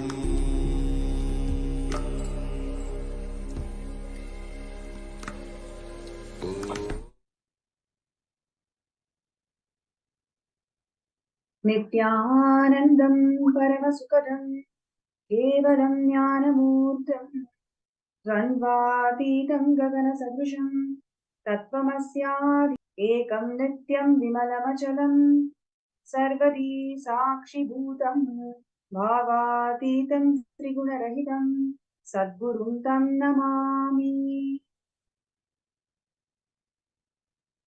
Nithyanandam, I welcome all the participants and viewers all around the world for the most blissful and most divine Bhava Samadhi Darshan of the Nijavatara, the supreme pontiff of Hinduism, Bhagavan Nithyananda Paramashivam. And today, Swamiji is going to manifest as the Somaskandhar Murthy. And I'm sure all the participants and viewers are having amazing time just receiving these blessings and darshans of Swamiji. Every single day having these darshans, which is empowering and life transforming to one and all. And we have lots of positive feedback, positive news all around the world about Kailasa and the recognition that Kailasa is receiving from various countries and United Nations. And in today's segment, we are going to be looking into one of the most important contributions of the Supreme Pontiff of Hinduism, which is reviving the ancient kingdoms. Time and again, Avatar has descended in the planet Earth to revive the Sarvanya Pitas whenever there is a destruction in the Dharma, especially in any of the three pillars of Hinduism, whether it is in terms of language or in terms of the Hindu infrastructures or the Shastras. Whenever there is a decline, whenever there is adharma happening in any of these three pillars, Avatar descends to revive through the Sarvanya Pitas. Swamiji has descended to the planet Earth to revive the Sanatana Hindu Dharma, which is undergoing 2000 plus years of persecution. And Swamiji is the emperor and Guru Maha Samidhanam of 21 ancient kingdoms. And one of the most important kingdom that Swamiji is reviving and bringing it back to life is Shamala Pita Sarvanya Pitam, which is Madhurayadinam. And today's segment, we are going to see some of the most important contributions of Swamiji in reviving the Madhurayadinam, which is very, very dear to his heart, where Swamiji is also incarnation of Madurai Meenakshi herself. And just to share about Madhurayadinam, the Madurai Meenakshi temple, which is actually located in Tamil Nadu, India, it is one of the most popular and very important temples, I would say. It is the spiritual seat of Devi Meenakshi and Lord Somasundareshwara. And literally, the temple town of Madurai is extremely known for its divine leelas of Somasundareshwara and Devi Meenakshi, who lived there, ruled the entire kingdom, and shown the whole of the humanity of what it means to revive this Hindu ecosystem. So, if you take about the lineage of Madhurayadinam, it is about 5,000 years old. And in fact, what we have today in most of the Western civilizations, their own constitutions, their own the jurisprudence, everything is actually a replica of how the Madhurayadinam was functioning. There are enough records in Madhurayadinam which actually shows that the exact jurisprudence that Madhurayadinam had is what was what is followed today in Vatican also. So, so the point that I'm trying to make is it is a very ancient, established, most advanced scientific enlightenment ecosystem, that actually flourished in all dimensions of life. So the ancient records clearly suggest that the glory of Madurai is such.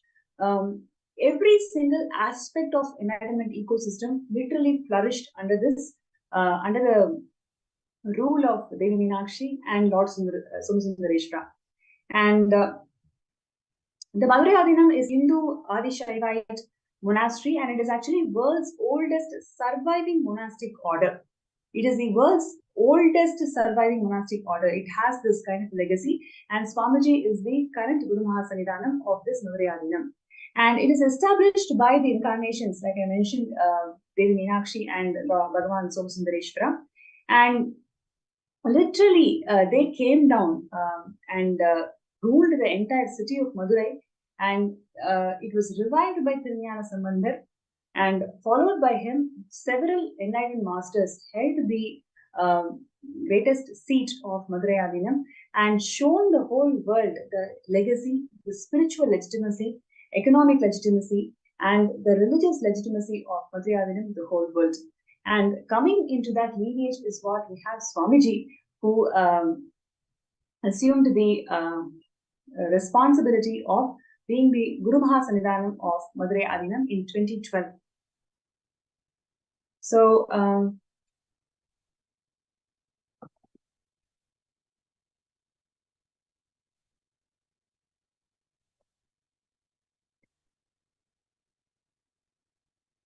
throughout this session, I would like to hear from all the viewers and participants your feedback. What are your thoughts? Just seeing the rich tradition of Madurai Adinam being revived by Nijavatara Swamiji. Whatever you'd like to share with us, please feel free to share in the YouTube comments or Facebook comments, and also in the MPSN group. You can actually see a QR code that's being flashed on the screen. You can take a scan of it, and then you'll be directly led to the MPSN group, where you can start posting your comments, feedbacks throughout the session.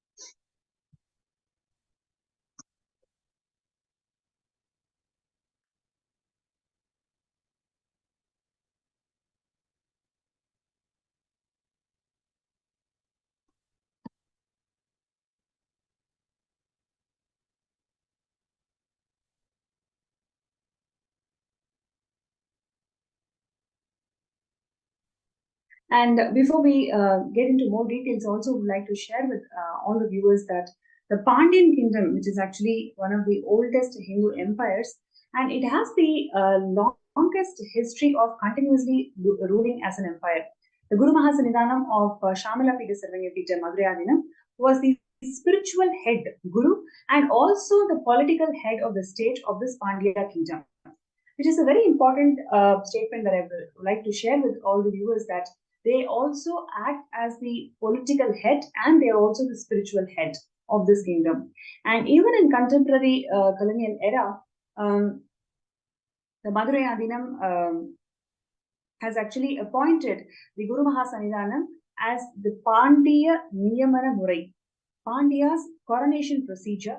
This actually very clearly shows that the Guru Mahasannidhanam is the spiritual head and as well as the political head of the Madurai Adinam and the Madurai kingdom.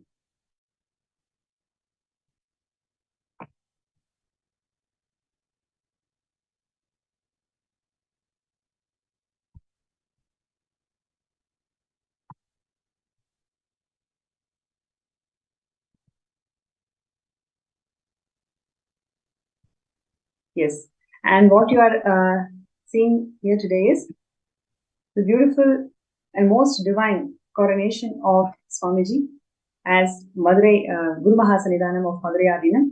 Literally, Devi Meenakshi appeared in the dream of the 292nd Guru Mahasannidhanam, saying that it is going to be Swamiji who will rule the Madurai kingdom, as the Guru Mahasannidhanam and the political head of Madurai city. Based on the guidance and directions given by Devi Meenakshi, the 292nd Guru Mahasannidhanam came and graced with this responsibility that Swamiji has taken up as the 293rd Guru Mahasannidhanam of Madurai Adinam. You can see here the grand coronation celebrations happening in Vidadi, where Swamiji is assuming the responsibility as the Guru Mahasannidhanam of Madurai Adinam.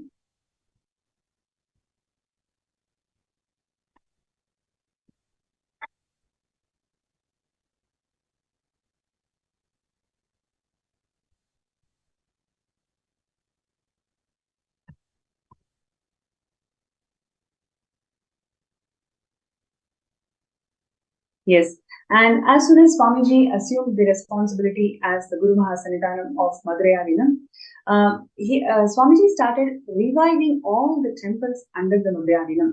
There are several temples that actually come under the Madurai Adinam, which needed lot of care, lot of reformation in terms of infrastructure, in terms of traditions, in terms of puja, in terms of the enlightened ecosystem that the temple must hold. Everything Swamiji revived from the scratch. You can see here the Sachinanda temple in Tamil Nadu, which also belongs to the Madurai Adinam. Swamiji actually led a huge revival and restoration process in all the 4 temples that belongs to Madurai Adinam. You can see here literally Swamiji himself was cleaning the temple, and he inspired hundreds of peacemakers to join the restoration process. And so much of hard work, and literally he was inspiring each and every person out there to understand the legacy that the Madurai Adinam was holding.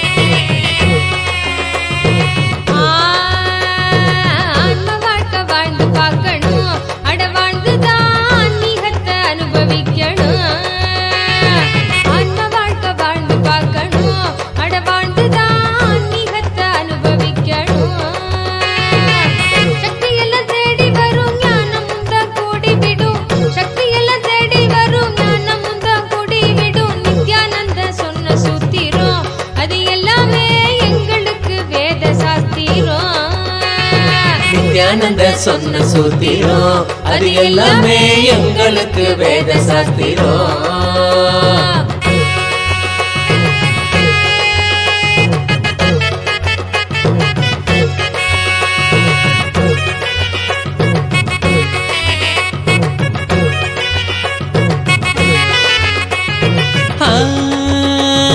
பக்தியுடன் பாடிடும் பிரார்த்தனையும் சோஸ்திரம் நித்யனவன் காலடியில் கொண்டு நம்ம சேர்த்திடும். பக்தியுடன் பாடிடும் பிரார்த்தனையும் சோத்திரம் நித்யனவன் காலடியில் கொண்டு நம்ம சேர்த்திடும். செய்யும் அந்த தியானம் அது சித்தம் தெளிவாக்கிடும். சித்தம் தெளிவாக அது தெய்வீகத்தை கூட்டிடும். செய்யும் அந்த தியானம் அது சித்தம் தெளிவாக்கிடும். சித்தம் தெளிவாக அது தெய்வீகத்தை கூட்டிடும். சக்தி எல்லாம் தேடி வரும் ஞானமும் தான் கூடிவிடும். சக்தி எல்லாம் தேடி வரும் ஞானமும் தான் கூடிவிடும். நித்யானந்தன் சொன்ன சூத்திரம் அது எல்லாமே எங்களுக்கு வேத சாஸ்திரம். நித்யானந்த சொன்ன சூத்திரம் அது எல்லாமே எங்களுக்கு வேத சாஸ்திரம்.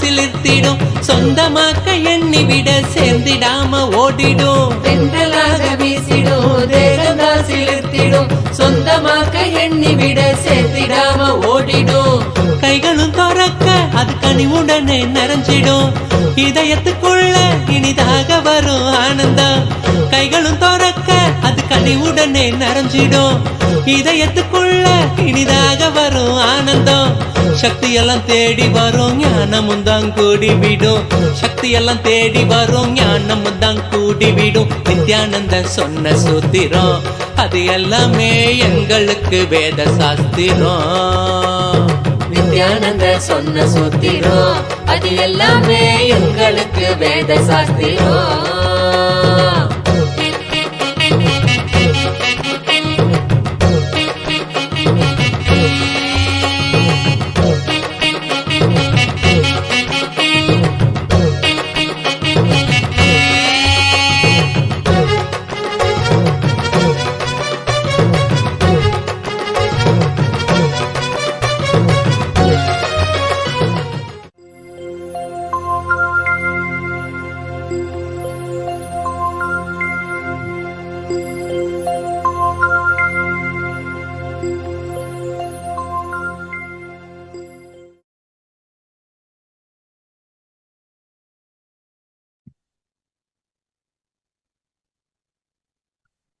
The Madurai Adinam holds the vast and rich heritage for more than 5,000 years of the heritage where the enlightenment ecosystem that was first originally formed by Devi Meenakshi and Somasundareshwara, and after which literally the ecosystem went through huge persecution by Muslims invaders and also British.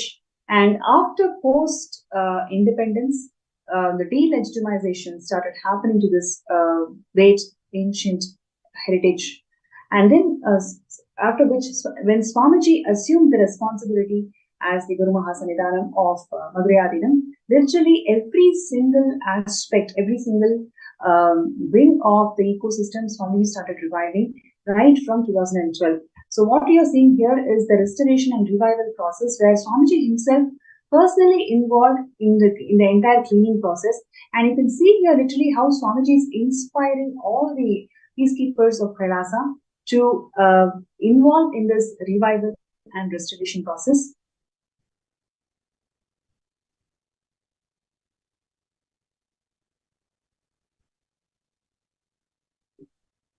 Yes.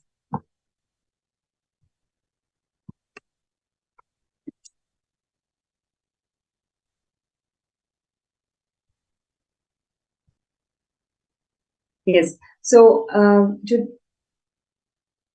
yes, you can see here in 2012, 22nd May, Swamiji is leading the entire restoration process in all the 4 temples of that belongs to Madurai Adinam. And today, if you see, without Swamiji taking over the restoration and revival of these temple infrastructures and also the traditions, literally the temples have become a common place as they do not have a single unified face as a leader. It is Swamiji who is the single unified leader of the entire Hinduism, who is reviving all the aspects of Hinduism, whether it is temple infrastructure or the traditions. In every level, Swamiji has revived the Hindu tradition.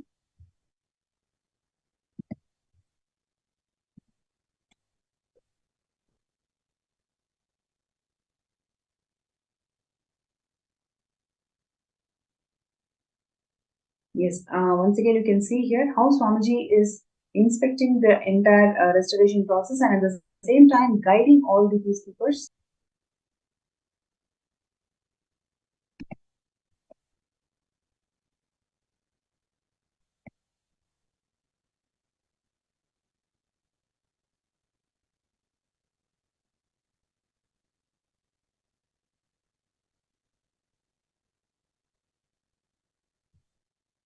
Yes, you can see here how the monks are cleaning the continued temple.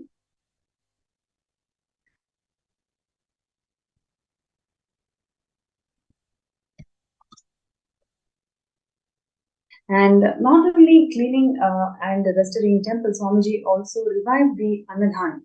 And the tradition of Annadan that Swamiji started right from 2000 when the mission of Kailasa started. Swamiji revived the Annadan tradition in Madurai. And literally every single day, 2000 people used to be fed. And the tradition is continuing even till today. Every single Brahmotsavam, every single Paurnami, every single Amavasya, today's Shamala Pita Sarangati temple, the Madurai Adinam that Swamiji has established, Annadan happens even till today.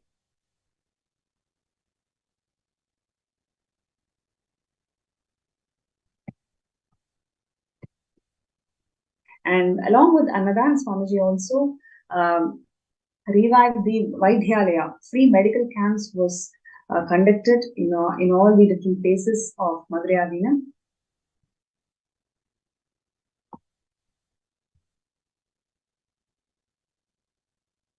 Free multi-speciality medical camps with free diagnosis and treatment was offered to all the people who belong to Madurai Kingdom. And even till today, Swamiji is reviving all the various aspects of Madurai Adinam. And we're going to share with all of you a small segment on how Swamiji is reviving this Shamala Pita Sarangi Pita even till today.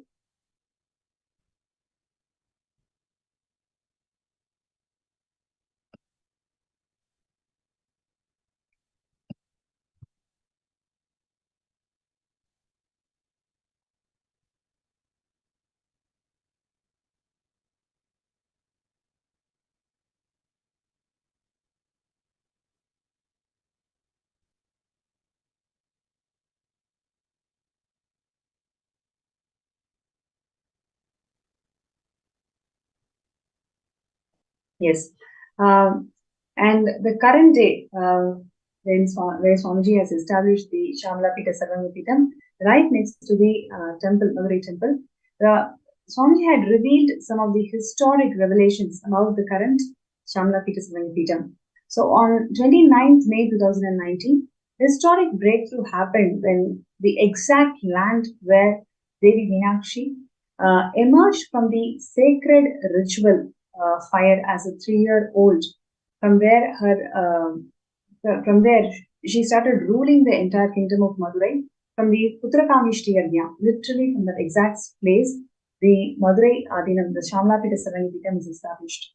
The Devi Meenakshi, Parashakti, has blessed us by giving the exact land on which she used to sit on the original throne, Kailasonata Shamala Pita Sarangipitam in Madurai. So literally where our current Shamala Pita Sarangipitam is located, that is the exact place where Devi Meenakshi emerged from the Putrakamishti Yajna, and she graced us, the whole universe, with her divine blessings.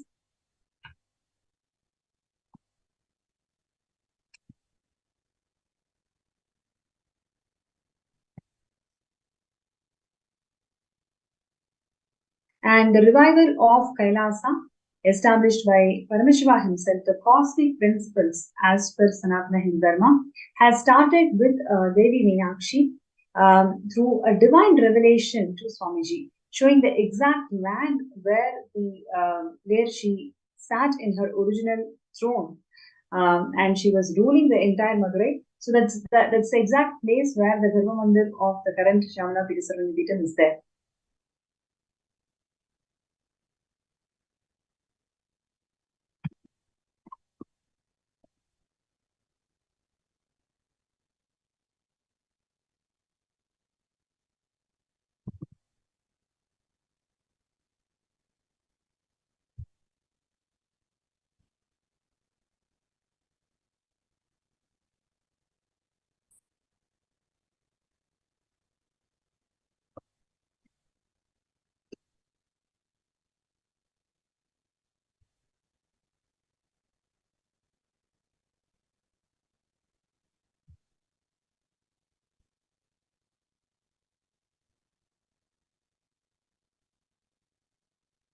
Yes. So in his own words, Swamiji said that Devi Meenakshi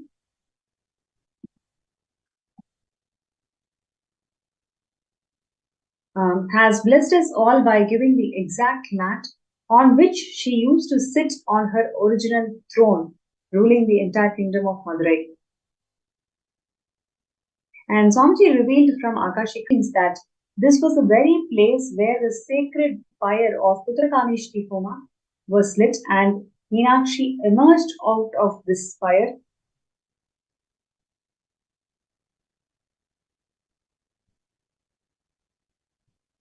And in Madurai Adinam,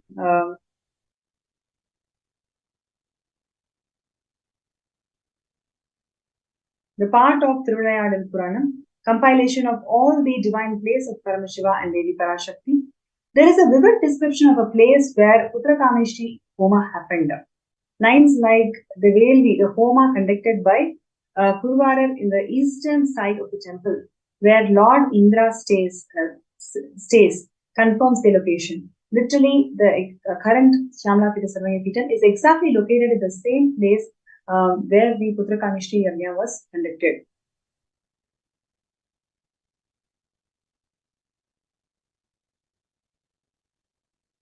The map below shows the clear marking. You can see here how it is literally eastern side of the temple. This particular place is located, and that's exactly the place that Devi Meenakshi revealed to Swamiji, and Swamiji brought this Shyamala-Pita Sarvanya-Pitam to one and all, for all of us to protect and preserve this historic place.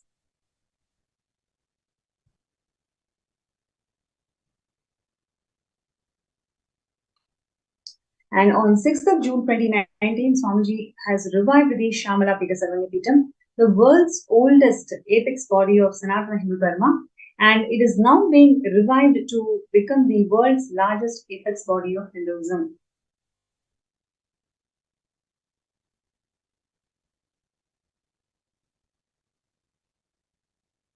Swamiji is reviving the world's largest Sanatana Hindu monastery, functioning as a powerful enlightenment ecosystem, enriching over 16,000 Kailayavasis around the world. And literally, that is the available historic records mention that over 16,000 disciples permanently lived in Tirunjana Sambandhar, the reviver, after which the Meenakshi's, after Meenakshi's rule, it is Tirunjana Sambandhar who revived the Madurai Adinam back.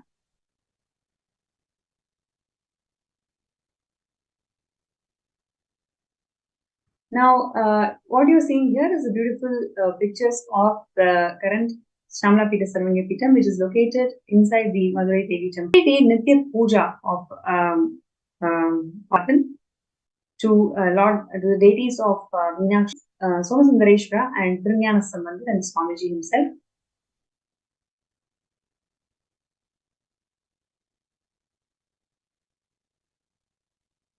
Now, what you're seeing here is Kailasa. Kailasa, the ancient enlightened ecosystem established by Paramashiva thousands of years ago. And now Swamiji is reviving Kailasa to its original glory. And Madurai already had 3 power centers, which is political power center, spiritual power center, and linguistic power center. Swamiji is the current head of all the 3 power centers of Madurai Kingdom, and he is reviving all of these power centers to its original glory.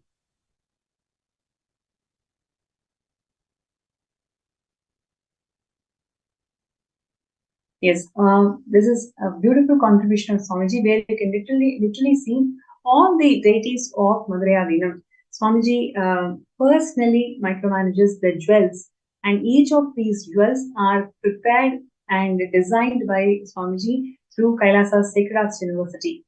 So what you are seeing here are such beautiful small and large size deities. When I say small, it starts from literally 3 to 4 centimeters, such very, very small micro detail deities, to huge 11 feet deities.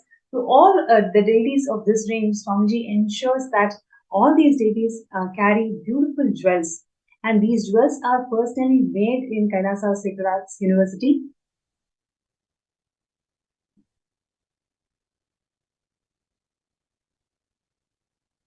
Yes, so the world's largest Sacred Arts University, the place where gods take birth, literally Archavataras, they are given birth in this university.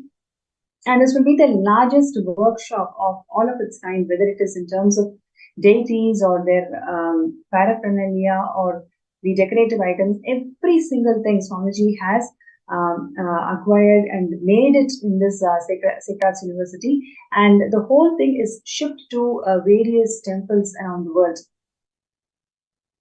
This art of making deities being practiced in such a huge scale will not just be enlightening the next generation, but it actually revives a lot more generations and a lot more youngsters to start following Hinduism.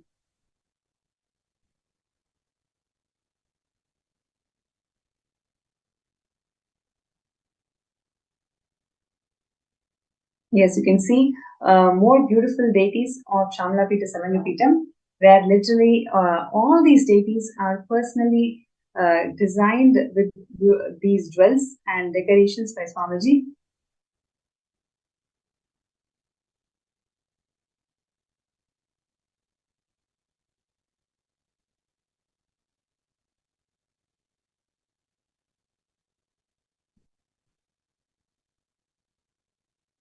And all the Brahmotsavams that are being conducted in Shamalapita Sarangapitam, from the Madhurayadinam, Swamiji personally enriched all of us with the right context and right understanding that it is really Devi Meenakshi and Lord Somasundareshwara is gracing the town of Madurai whenever this Mandagapadi happens, whenever the Brahmotsavams are celebrated, when the Archavatara graces from the temple, it is literally Devi Meenakshi and Lord Somasundareshwara is gracing the entire Madurai kingdom. So till today, Swamiji offers his respects to Devi Meenakshi and Bhagavan Somasundareshwara. He personally graces into a video conferencing to the whole world as a representation of Devi Meenakshi herself and Paramashiva himself. Swamiji literally as Nijavatara, he graces the whole world whenever the deity steps out of the temple.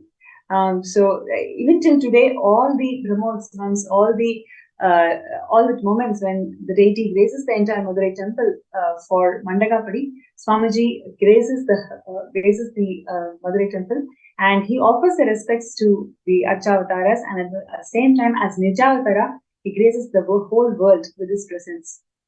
And what you're seeing here is one other contribution where the science of yoga that's being revived in the Shamalapita Sarangapitam. And we also saw the temple tower is being always projected. The Indra Vimana is always projected in Kailasa's digital platforms in such a way that people around the world, all the Hindus around the world, can take the darshan of Indra Vimana of Madhurayadinam.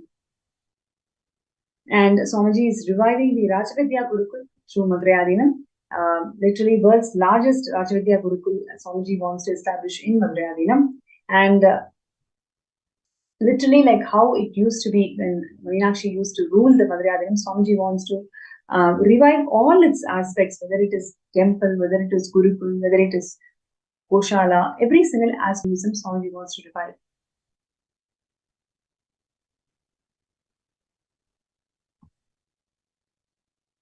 Yes, you can see here how the Gurukul kids are all doing the Akashik reading. And agriculture, even the temples around, places around the Shamalapita Sarangapitam, Kailasa has got the agricultural land where Swamiji is reviving the sustainable agriculture for this Madhurayadinam.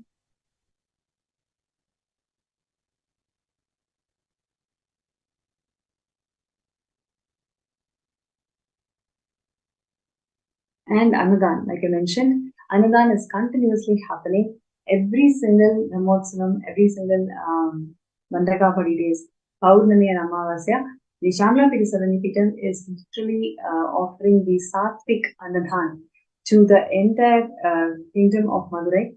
Almost 5,000 people come and take the prasada from Shamalapita Sarangapitam every day whenever there is an Annadan.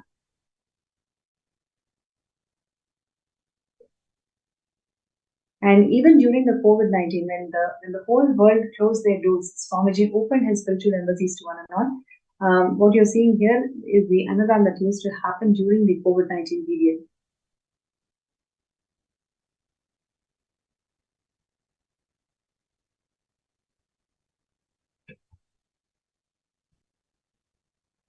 Yes, you can see here, clearly during COVID-19, the peacekeepers are wearing the mask and ensuring that people, whoever visited or whoever is walks down the street to Madurai temple, always receive food.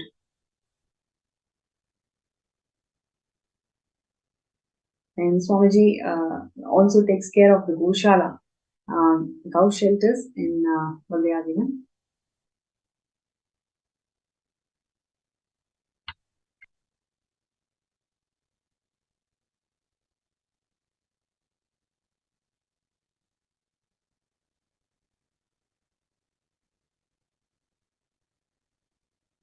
Yes, you can see here the Chitrai Brahmotsavam celebrations where literally every day 5,000 people were served from Kailasa's Shamla Pita Samandipita.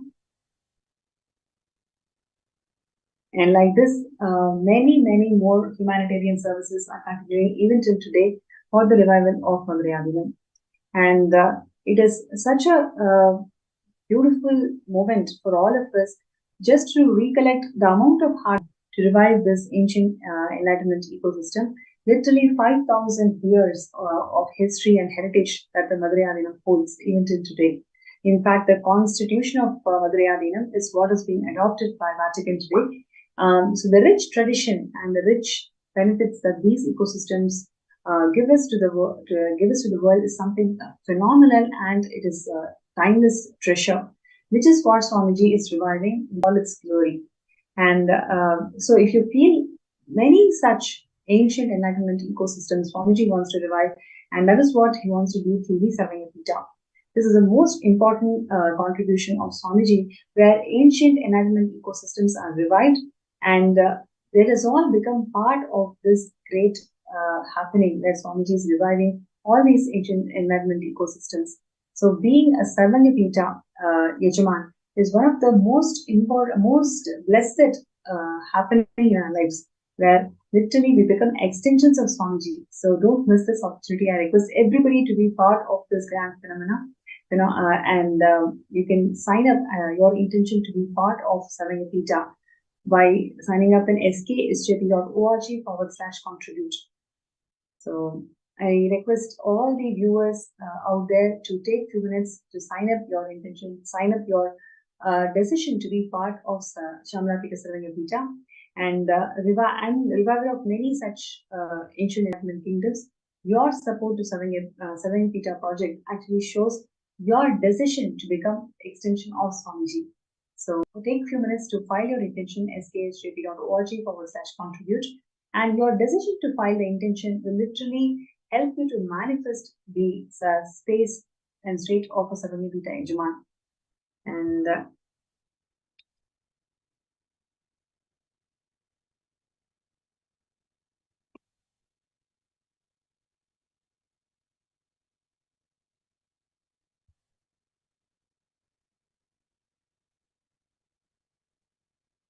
yes, and Swamiji has always told all of us that all we need to do is set the intention and work for it.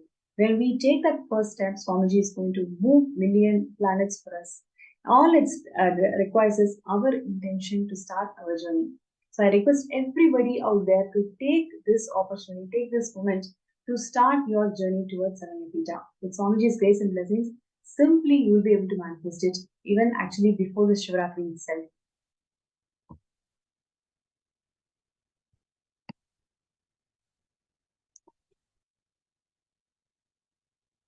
And today, joining with me is Indra Vishwanath, Asha Vishwanath from California. She is here with all of us to share her journey with Swamiji and how Swamiji literally transformed her life and has given so many beautiful breakthroughs in her lives. And what is really inspiring her to manifest Sarvanyapita? She's here to joining with us today to share her journey and how she wanted to manifest the Sarvanyapita.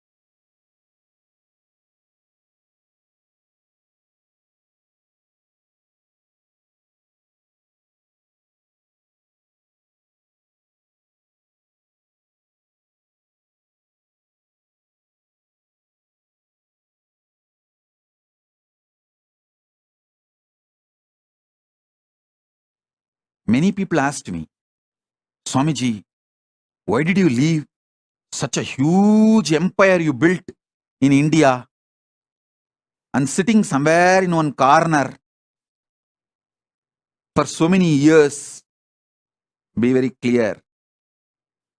It's already 3 years. I left India. More than 3 years. This 3 years is worth because I have done the foundation, legal, protected, internationally protected place first. Not only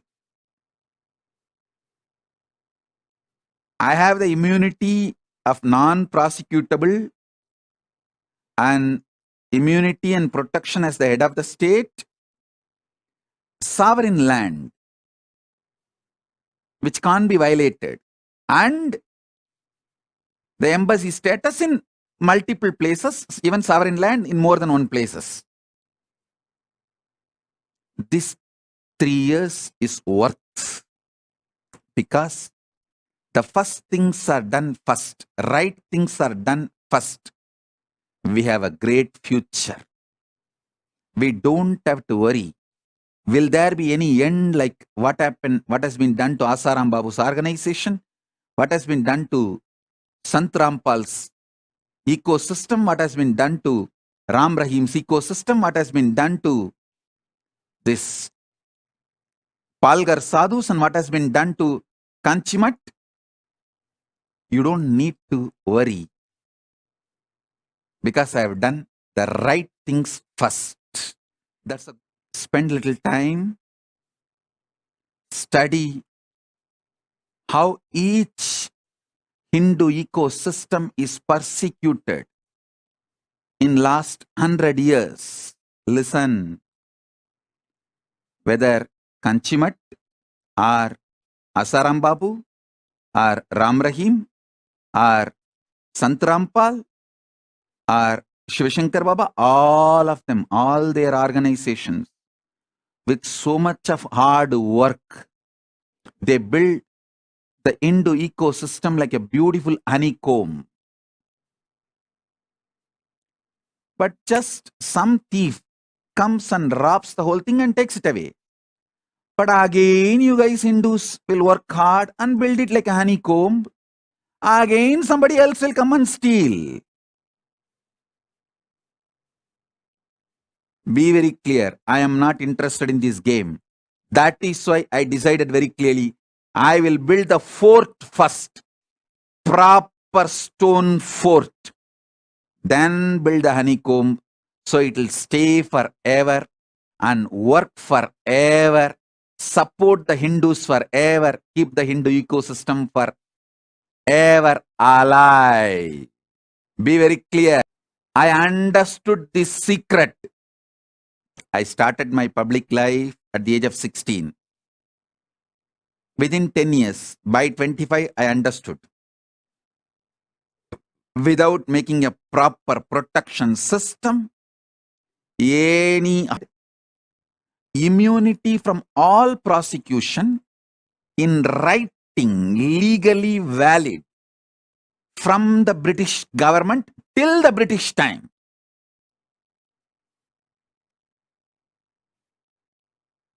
Just 2 generations. Now, those gurus are getting prosecuted. Lawfare is being done. False accusations are put. They are prosecuted left, right, center. Of course, Kanchi Shankaracharya proved he is innocent and came out. But what happened to that organization? What happened to that mutt? What happened to himself? Was he able to stand back? The criminally negligent Hindus did not have gratitude for all the work he has done. The criminally negligent Hindus are not realizing the anti-Hindus are attacking the real Hindus because he stood for the Hindus and stick his neck out, his head was cut. That's all. So that is like a message. No one else should stick their neck out for Hinduism.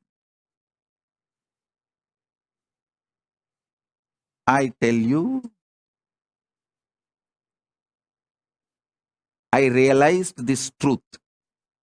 If I don't build the proper legitimate fort, legal protection, even if I work for 100 years and build the Hindu ecosystem, I don't want to say what would have happened. I know very clearly. I know very clearly. I know very clearly.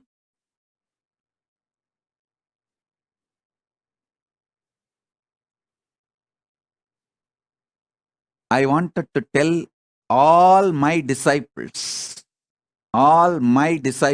listen. The good news I have for all of you is, by the grace of Paramashiva, we already have a sovereign territory in more than one place for Kailasa and diplomatic relationship with many countries for Kailasa, and I am safe. We are going to be safe forever. That is the good news I have for all my disciples. So all your effort, you are all putting time, treasure, talent, and building this Kailasa will be useful forever. It cannot be hijacked, destroyed by anyone, because I made a proper foundation protection fortress. Then started building the honeycomb. I did the first things first. Be very clear. Be very clear. First things first.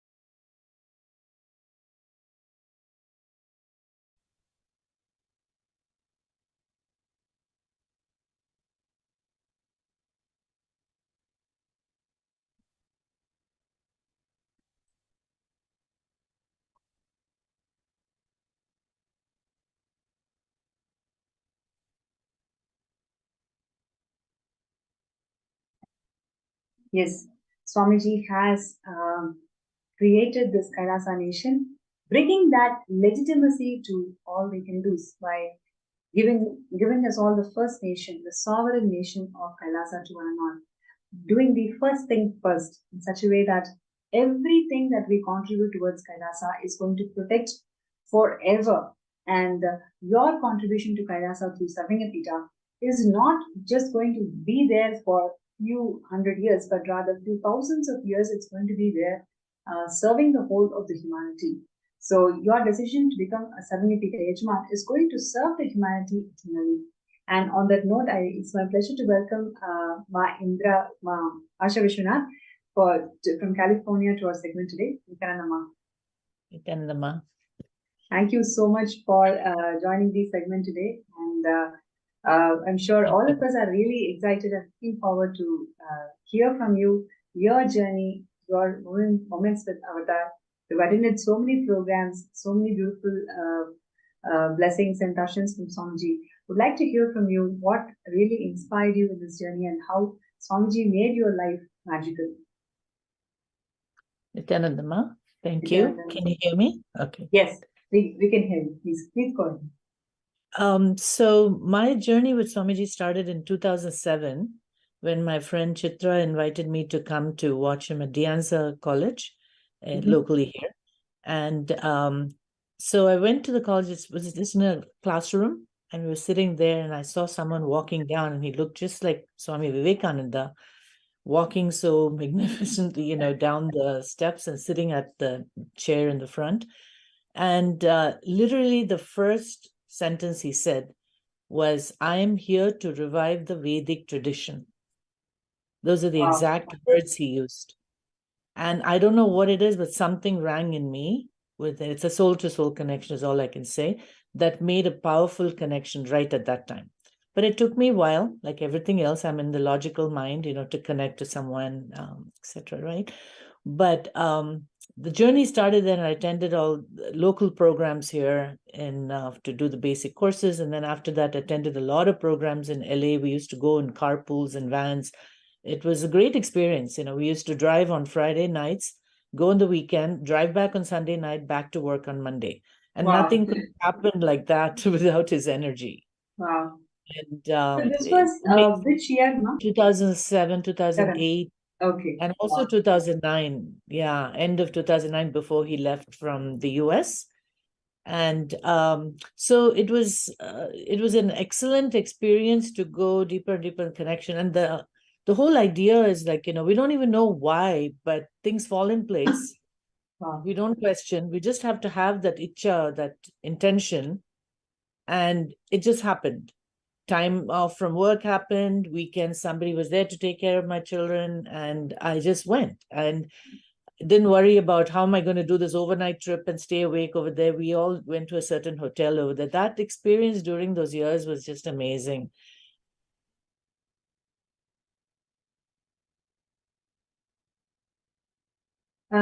Ma Asha, I'm not able Yeah. to hear you. Oh, Yeah, yeah, now I can hear you. Please better? go. Okay. Yeah. Yeah. So he had invited me to, and he said, as part of the darshan, he said, make sure that you come to the LA temple inauguration. Okay. And I said, yes, Swamiji. And I said, okay. And then later on, they were planning to do on a certain date. I was planning to go there at that time, but suddenly make it earlier. And I didn't know about that. And I was at a friend's house and I was talking to her about Swamiji, and I was just typing in the word Nithyananda, getting into the website. As I'm doing that, I get a call from LA, and immediately they say, I'm part of the San Jose Sangha here, right? So I'm here in San Jose area. And so we all used to group and go. And then this friend was just talking to me, and immediately I get a phone call from LA, and they're saying, oh, we're opening earlier, come over. And that's it, right? Right when I'm telling someone, enriching someone, that happens. And then after that, I'm figuring out, okay, now how am I going to take time off? How am I going to manage the house, leave the house and leave the kids, etc. And then everything fell in place again. And I landed up at the opening just as he blessed, right? Wow. The kind of things that I think he pulls us like a magnet towards him without us even knowing what it is. And the way he talks to you in energy darshan, it's like, so compassionate. And there's someone there to take care of you, your father, your mother, everything, right? And then similarly in India, when I went to all the programs also, right, we look forward to that energy darshan. And of course, when you go up there, we forget everything because we don't want anything. It's just completely blank. So I always made sure I wrote down on paper. Sometimes I'd be embarrassed. I've got 2 sheets of paper. One time I wrote a very short one. And then I somebody on the side who was helping one of the volunteers was showing him the sheet. And I'm wondering and I'm thinking, it's like, oh, okay, he blessed me, but he didn't look at my sheet. And then I was feeling sad. I said, okay, that's okay. Maybe, he just didn't look at it, whatever. And whatever I wrote on that, I'd asked for a special darshan for the next day, during the next day darshan. And that's exactly what happened. Oh, and, wow. yeah, that means he's read it. And I didn't see him looking at the paper, right? So that doubt was cleared. And very often, he with the conversation, he'll bring up and ask questions, etc. So that journey kept going. Of course, been to so many programs in India and over here. And each time it only gets us closer and closer to the oneness. And there's never a dull moment, literally. Nothing is repeated. Everything is new. Every 2 weeks is bringing something new.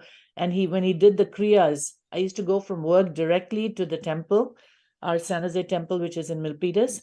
And I will go every evening after work because he introduced a new kriya every night. And I never knew that I could ever do something like, Nirahara Samyama, right? Couple of times I just went back, but then he asked us to come to the temple every day for darshan. That made such a huge difference to make that happen. And so, being part of with, as part of the Sangha, doing so many things. And there's so many stories that, make us sting. And the key thing is, when we are really troubled for something and something's bothering us, someone from the Sangha will call, or we'll watch a satsang, or we'll read something. It just happens. And this has happened to other people too. They'll say, you called at the right time. Can you go for a walk with me? Can we talk? And so amongst stuff that'll happen, sometimes the message will come from somebody outside of the Sangha too, but somehow we know that he's hearing it.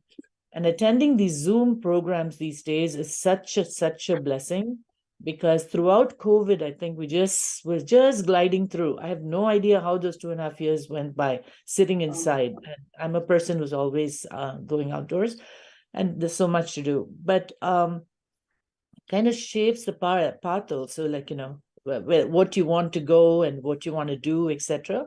Everything keeps changing as we go along. And as far as the Sarvangapita Ejaman, that the intention was, it was clear. It's just to want to be part of the Kailasa, right? So that's why that intention was there and came up strong. You start in a small way, but I know things will happen, things will fall in place, and I'll be able to reach it. I just have to trust and surrender, learning more and more to surrender, and Swamiji about that. And that's why all the blessings we get when we do all these PSM programs, MPSM program, I should say, online is it's an amazing experience, and people should definitely make their attempts to attend these programs, because it does take us into a different space completely. And each of us, the key thing is, each of us have our own experiences in our own ways. There's nothing big or nothing small. And this was taught to me, like the person who, one of the sannyasis who was here in San Jose, when I went for my first IA in Inner Awakening in 2012. And she said, go with no expectations. Experiences of everybody is very different. And we just meet the best people. And yeah, it's like, when we've met in programs also before, it's like we share with each other, right? And then we learn so much and get inspired. It's like a fire spark. This sparks us. And Ma Snemai, Ma Divyananda, all of them in our local Sangha, they work so hard to keep us all connected, re-invite us, and so warm. So many pujas we have in our temple. All those make a huge difference in our life to face challenges. And life's not easy all the time, right? Each of us have our own challenges. That's so beautiful, Mad, because you brought various elements, like how Swamiji attends to each and every darshan. When you talk about it, I also remember so many moments, in the initial days. We write pages and pages and give it to Swamiji. He just takes a look at it and then that's it. He attends to every single line. He remembers it, and the next day or the next coming days, Swamiji will tell the exact line, whatever we wrote, and then says, okay, you've written this, and I'm attending to this. This is how you're going to come out of this problem. So always it feels like, how is Swamiji able to do it? And every single time we used to have at least 500 to 800 people sitting there, and each and every person giving that one piece of darshan letter. And Swamiji remembers it and ensures that it is getting attended, and the reality is caused. He follows up, he makes sure that we're all feeling comfortable and empowered, most importantly. So, that's very important, beautiful thing that you brought out. And I have one thing that came to my mind when you said that. There's a beautiful large photo in that main hall in Biridi of Swamiji. And now you talked about Meenakshi just before this, so it was interesting. So there was a parrot that stayed with him for a while, right? And it came from Madurai. And during our IA, the parrot was there, Meenakshi was there, and she'll sit on his shoulder and keep pecking around and all that stuff, right? So on the wall, there was a beautiful photo of Swamiji with the parrot, Meenakshi, on his shoulder. And so as part of the darshan, I said, Swamiji, I want a copy of that photo. And it's a simple request, but something that came from deep down, right? And then, so he said, no problem. And immediately he looked at someone and said, get that ready by tomorrow. Okay, and then get her that ready. I said, okay. And then I went off. Next day, they brought the photo and I took it and I was like, oh, thank you so much. And they gave it and he was going to bless it. He took one look at it and I thought everything was fine, right? He took one look at it. He told the person there, right? He says, no, this is not the exact same one. And there was a minor difference, very minor difference. None of us could even figure it. He says, no, go back to your Oh database and God. find the exact same Actually, one. He said. And I didn't want to let go of that photo, so I want to hold on to it, right? He said, nope. Next day, they brought back. It's like actually, precision. you also remind me of one more thing, man. Like in NPD, Nithyananda, we have about, already we have about more than 200,000 pictures are uploaded there. Swamiji remembers every single of that photo, every single photo that's there in Nithyananda, and he will remind us, okay, go and take this picture. I will be with this person, and this is the angle. Every time Swamiji gives that instruction and guidance, it really leaves me with, oh God, how is it Swamiji able to do it every single time? And throughout all the 30 years of his public life, it makes me feel that every moment Swamiji was living through it, intensely pouring life, conscious and hardworking. That is why he's able to do it so effortlessly, even till today, really inspiring all of us. Otherwise, 200,000 photos are there, and many of it, what got released is only 10% of what Swamiji lived through the 30 years. And Swamiji always shares about this picture with this person, and this is the photo, this is the angle. Like exactly how you said, there's a minute differences. Always we come back and say, okay, this is the photo, Swamiji. Swamiji says, no, this is not the photo. Tell me one more version of it. So it's like, it's something so phenomenal how Swamiji shares all these beautiful things. It is so beautiful how you are able to catch all these subtle things, but actually that left a deep experience in all of us, right? So it's so beautiful, Ma, what you brought it up today.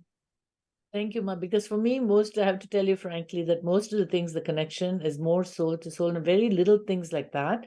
Yes. And how it reinforces to make sure. And I've always stayed connected through ups and downs. Whatever happens doesn't matter. What others say doesn't matter. And but that is so true to that he keeps us that way, right? He keeps us in that space and helps us in the process. And all we need is trust, right? And one of the energy darshans, that's exactly what I asked him. I said, Swamiji, help me to always stay connected with you.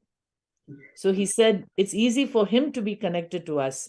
He said, yes, I bless you that you'll always be connected with me. Wow. He has also blessed me with enlightenment recently during those programs. And he says, don't worry. And I told him, I want you and my Shirdi Baba to be together when I leave this body and have my enlightenment. He said, yes, I will be there. It's such a blessing, right? Beautiful, beautiful. So, you've been there with Swamiji, more than a decade, and you've seen Swamiji how he cares for each and every being. Millions of people have received these darshans and healing requests and everything. How do you see this contribution of Kailasa as a sovereign nation to whole of Hindus? We just saw the video with Swamiji explaining the importance of why we actually need a Hindu nation. How do you see that this huge, breakthrough that Swamiji has given for Kailasa as the nation, as a sovereign nation for all the Hindus? How do you see this huge breakthrough for Hindus? So I always tell people that when I introduce Swamiji to them also, I always tell them, I've read about a lot of gurus, I've been to a lot of them, and my Sadguru is always like, Shri Baba, but there is a reason why I came to Swamiji. What I see in him is like everything put together, like everybody put together, all the different things. I cannot imagine anybody in history who can even achieve so much in all ways. It's not just only in the process of, it's not just some satsangs here and there, or, it's like the overall thing of what he's achieved, how he's used technology, how he progresses, and despite all the, whichever direction people come and try to stop him, he has found amazing ways and unbelievable. Some of these are just unfathomable and unbelievable. And then how many people do we know in history who can transfer energy to other people and give so many powers? When we watch the Gurukul kids, it's like, how can people not even believe that this is so amazing, right? I don't know what words to use, but it's like any doubts, they should be able to just watch the people manifesting all these powers, and I'm just amazed. And like I said before, I may not personally levitate or have all those other physical, effects, but that soul to soul connection of little things that click and give me that bliss here and there, and me feeling how great he is, those are the ways. And that's why I'm saying this is so much in our tradition. Now I'm able to talk to people and say, hey, this was in our tradition, and we've learned so much about our temples, about our history. Exactly what he said about reviving the Vedic tradition is his mission, right?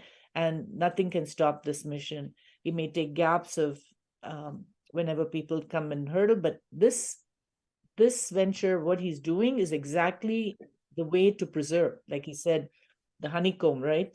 The honeycomb can be put for build a fortress. That's exactly what he's working on. And that's, I think, the motivation for it to wait, to kind of, he'll manifest it for us. He'll make it happen.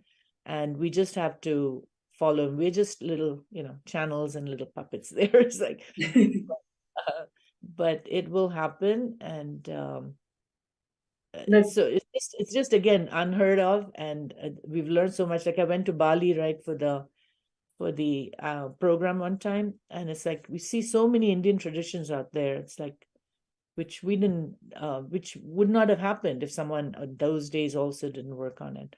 So this will be a real transformation for the preservation of Hinduism. Beautiful.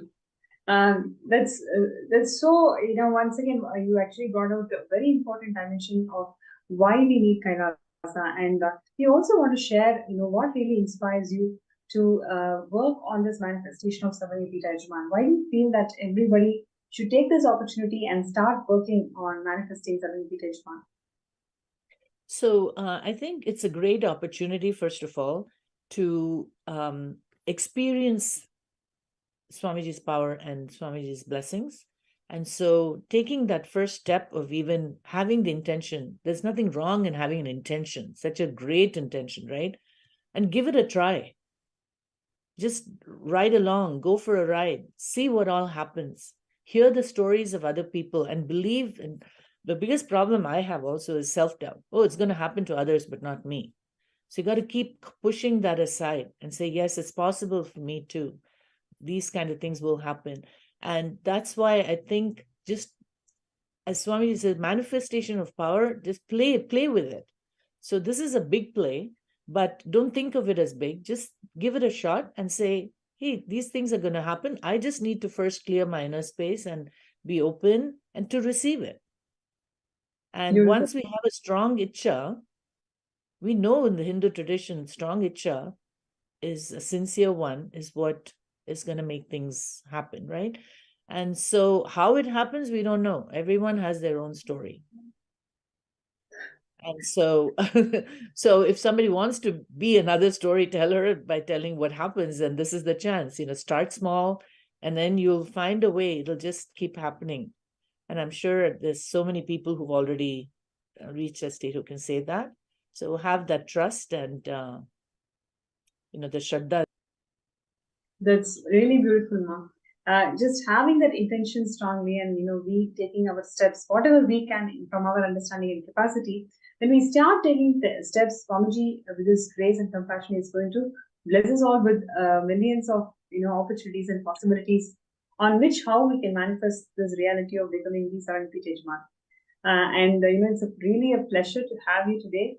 So many beautiful nuances, so many beautiful dimensions you brought in. All about Swamiji. Thank you so much for that. I'm sure all the viewers are enjoying the segment as much as I am personally doing.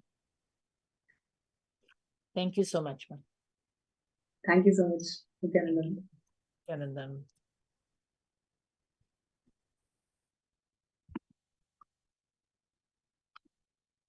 So it was Ma Asha Vishwanath from California who shared her journey with Swamiji and how Swamiji attends to all the requests and blessings from millions of devotees out there, and how Swamiji has established his work Kailasa. So requesting all the participants and viewers today let's take this moment, really let's take this moment to become the Sarvagapita Yajman. You can start your journey with whatever you have. Let's start your journey somewhere. And with Swamiji's grace and blessings by Shivaratri, all of us will be able to manifest Sarvagapita Yajman. So let's take this moment to sign up the intention. And with Swamiji's grace and blessings, it's going to simply manifest.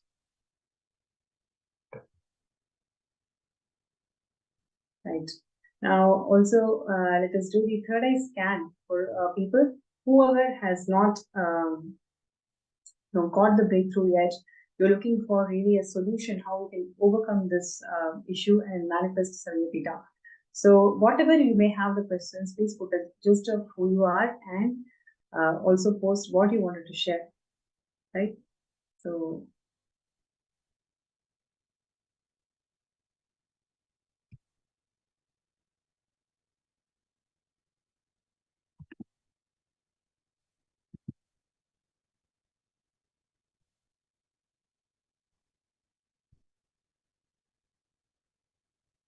yes.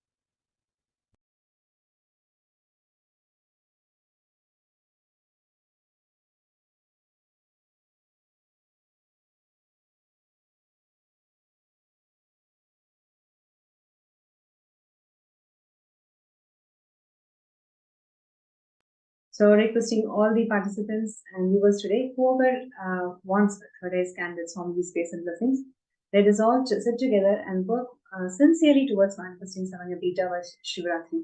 So all the people whoever is working towards that or want to work towards that, you can post your name in the chat and the YouTube video and also in the MPSN group.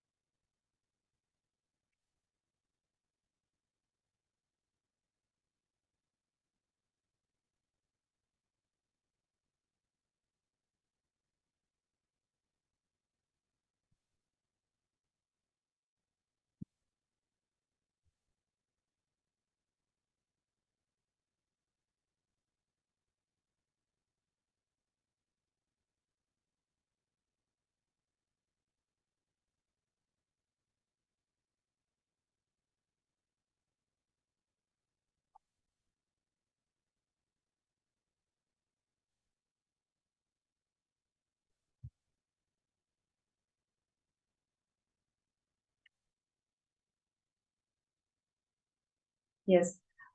Requesting all the viewers and participants, whoever would like to have a third eye scan for all the obstacles that you're facing in manifesting SJP, you can post that in the YouTube chat, Facebook chat, and also in the MPSN group. Right, and we have here Ma Hiranmai who's requesting for third eye scan. So I request Ma Hiranmai to please sit straight, close your eyes, and let's chant the Mahabharata.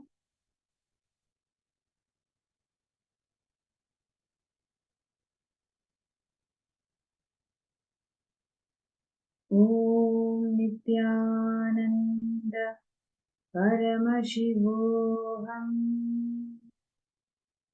Om Nithyananda Paramashivam. Om Nithyananda Paramashivam.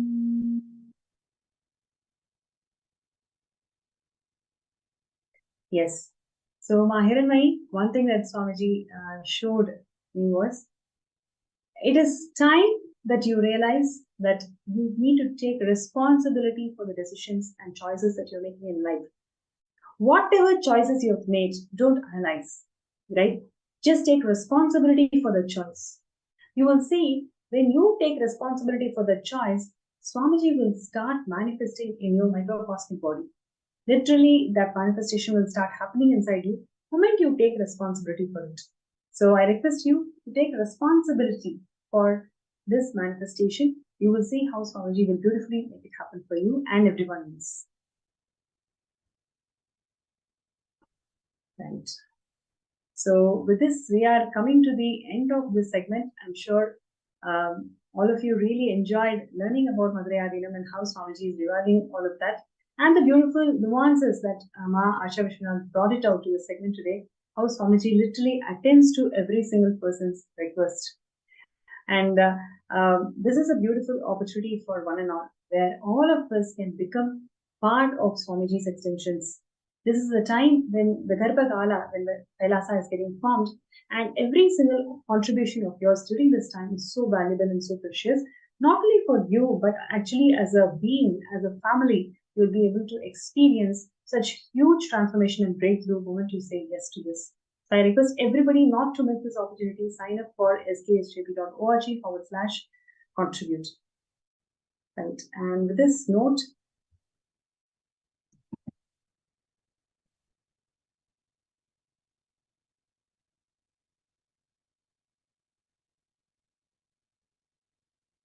yes, and with this note, we will be moving to the next segment, the most awaited moment of the day, which is receiving the Bhava Samadhi Darshan of the Supreme Pontiff of Hinduism manifesting as the Somaskandhar Murthy. So requesting everybody to please sit straight, and you can turn on your video camera. Please be on the video camera during darshans at least. It is so important for us to get the Nayana Diksha of Swamiji. So therefore, requesting everybody to take this moment and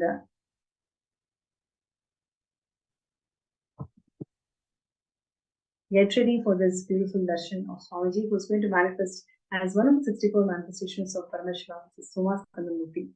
And let's get ready.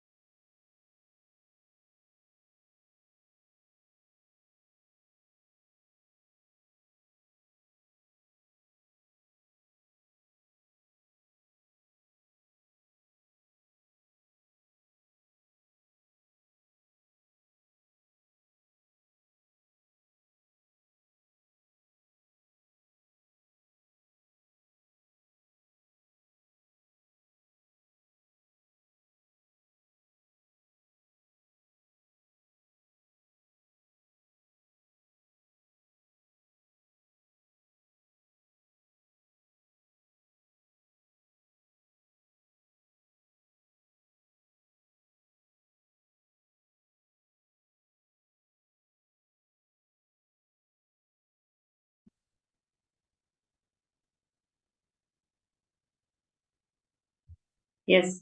So as we are getting ready for the most invited segment of the day, the Darshan of the Supreme Pontiff of Hinduism, Bhagavan Nithyananda Paramashivam manifesting as Somaskandhar Murthy, I request all the participants to take this moment to share your gratitude message to Swamiji. How grateful you're feeling just being part of the sessions, listening to all the powerful cognition that Swamiji has been sharing and doing the power manifestation. Just take 2 minutes to share your powerful cognitions from all the sessions today in the Facebook group.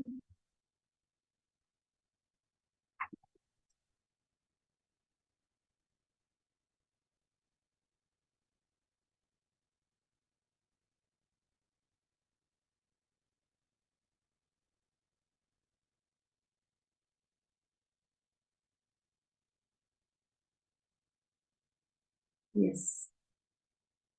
And one other thing that I would like to share with all of you is being part of Sarvangipita. It is the best gift that you can give to yourself. It just gives you a quantum leap, quantum jump from where you are to where you want to be. All of us want to be Paramashiva, and just for us to experience that quantum leap, quantum faith, quantum jump, all we need to do is sign up for the Sarvangipita Yajaman and take the step. Your first step literally defines the quantum jump that you want to take in life. If you feel that yes, quantum leap is what I want, I don't want this linear progression, then all you need to do is just start working for manifesting SJP. Literally, this one thing, if you start doing it sincerely, you will see how all the other things around it will simply fall in place.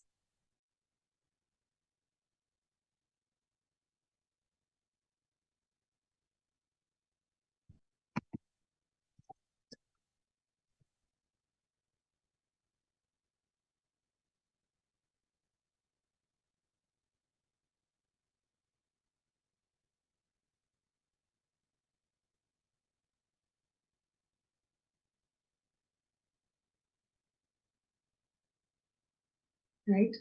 So all we need to do is just sign up in the link that's been shown, skshp.org/contribute.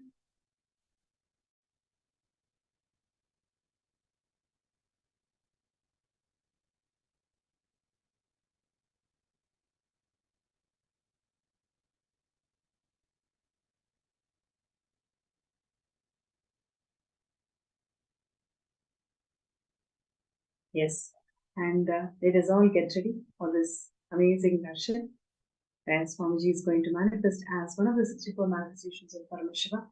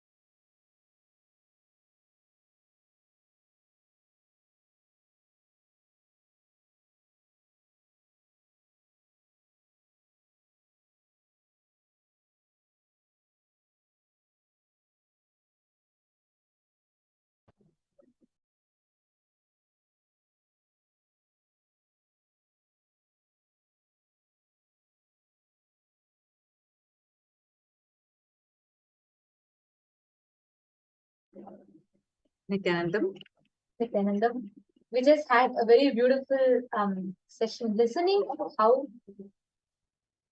each sampradaya, each tradition as the supreme pontiff of Hinduism, Swamiji single-handedly is reviving, pulling the whole chariot together to revive the glory of Hinduism to how it was.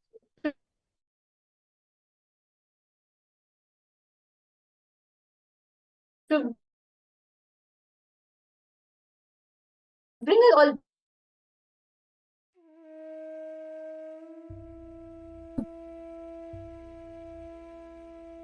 back, and now it is time for all of us to be having an out. Paramashiva, inhale and exhale deeply with 25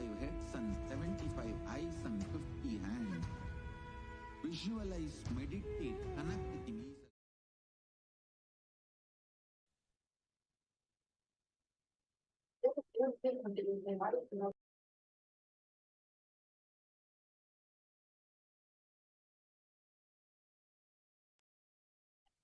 Somaskandha, this form of Paramashiva that all of us are going to be having the darshan of today, this form of Paramashiva is a form in which he takes Skanda, Subramanya, who slays the Asura, the Surapadma Asura, who is like wreaking a havoc amongst the Devas. And Subramanya is born from Paramashiva's own third eye, and he slays the Asura, he slays Surapadma. And this form of Paramashiva, as we all can see, Paramashiva Shakti, and Subramanya is seated and gracing all of us.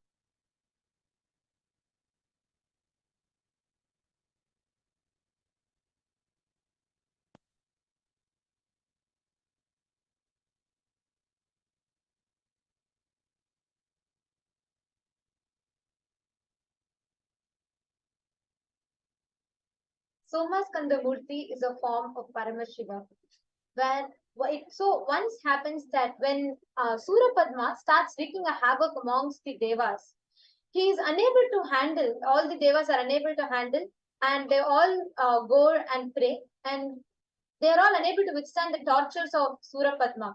And all the Devas appeal to Paramashiva, and Paramashiva blesses them with a warrior who would be able to take down the demonic Asura, and thus the birth of Subramanya happens. Very beautifully, Paramashiva says how it just creates Subramanya through his third eye. And just as from a flame of his third eye, Subramanya manifests, he happens. So it's a very, very beautiful description or happening. And Subramanya is a unique expression of Paramashiva's bioenergy from his third eye. The male component, bioenergy, is Paramashiva's. The female component, the biomemory, is from Paramashiva Shakti.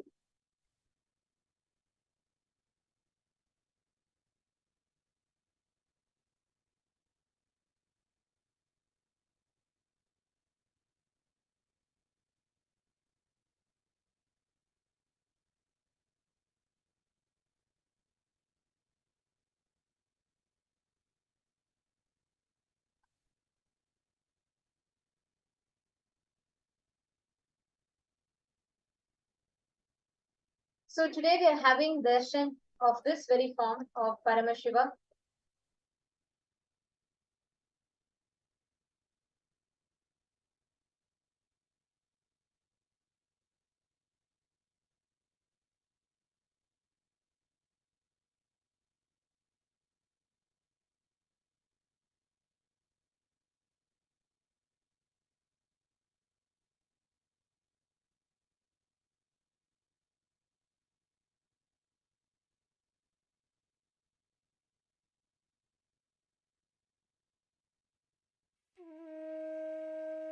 Yes. Now, all of us are going to be preparing to receive darshan of this very form of Paramashiva, as he blesses all of us as Somaskandha Murthy. And all the participants that are there with us, let's all get ready to receive darshan of Paramashiva as Somaskandha Murthy today. All of us are blessed to be receiving this darshan directly from Swamiji. And during the darshan, what is going to be happening inside of us is something phenomenal. Like all of us invariably experience the awakening of Kundalini Shakti. That is the awakening of Kundalini Shakti. When that happens inside of us, it helps in various fronts, be it effects like anti-aging or your entire brain getting awakened inside you. It helps you in every aspect. Whether it is the power manifestation or whether it is you manifesting your own job or you wanting to be a better person for yourself, you will see how this really helps you.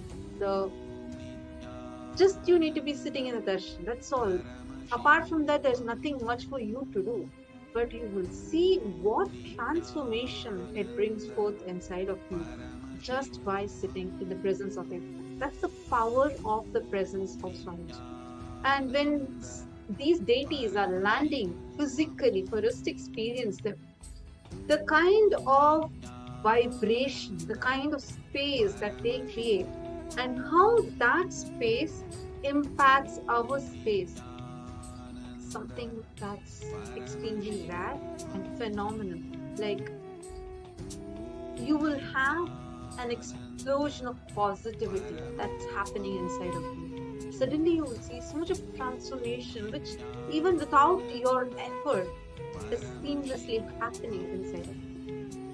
So, today we are going to be experiencing one such phenomenal darshan, the darshan of Bhagavan Somaskandhar. And during this, you will see all the auspicious qualities, components, powers of Somaskandhar will start manifesting inside of each one of us.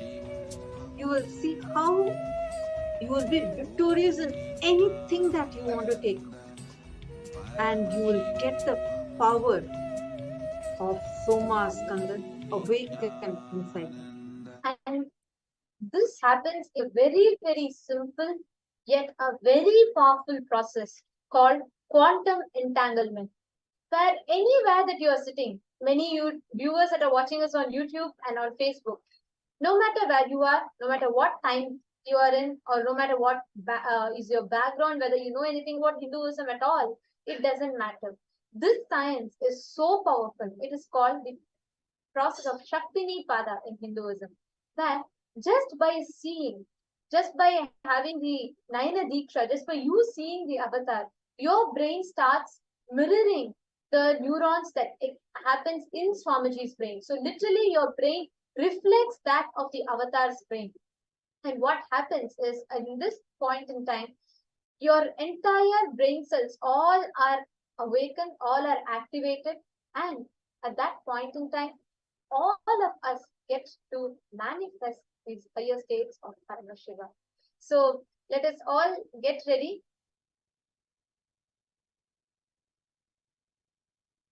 to receive this darshan. Every one of you that are sitting with us, get ready to sit back and enjoy this very, very beautiful darshan we are going to be receiving. Any obstacles you have anywhere in life that you want to achieve victory, anywhere you want to achieve any successful anything success in life, you can pray to this form of Paramashivam. Now, let us all get ready to receive the Bhava Samadhi Darshan. I request all the participants to please take a few minutes and get ready. I request all of you to set up your space in such a way to not get distracted for the next 30 or 40 minutes as you're all sitting and having the darshan of Swamiji. Just be in the space of gratitude and enjoy the Bhava Samadhi Darshan. All of the participants that are here, we are sure that each of you are gaining so much of invaluable gifts, initiations, powerful cognitions.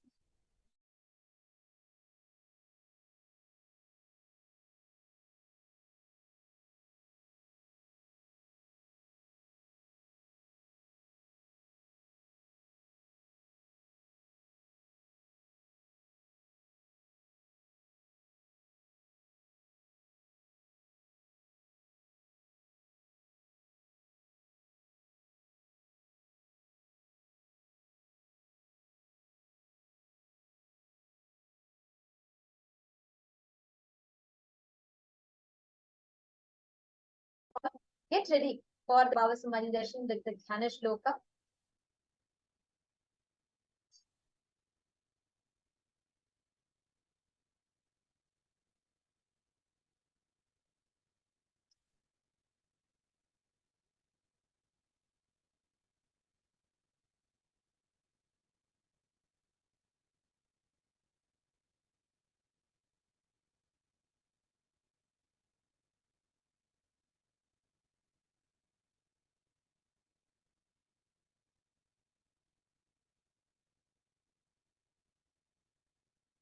Sorry for the technical glitch. We apologize for the technical glitch to everyone. And yeah, now let us all get ready. I see that many of you have not yet been settled in front of the camera. We I request request everyone. all of you to please come and be seated. Yes, and we request everyone, see, understand what we are going to be experiencing is quantum enlightenment through entanglement. Understand that. It's the phenomenon of entanglement, as per the quantum physics, has been known for a millennia in our Sanatana Hindu Dharma, which Swamiji has survived. And today, all of us are going to be experiencing this phenomenon inside each one of us. And you will see how you just need to be sitting here and Swamiji will do everything for you. So for this purpose, it's very important that you are seated, because all that is required is just you need to sit. Everything else Swamiji will do for you.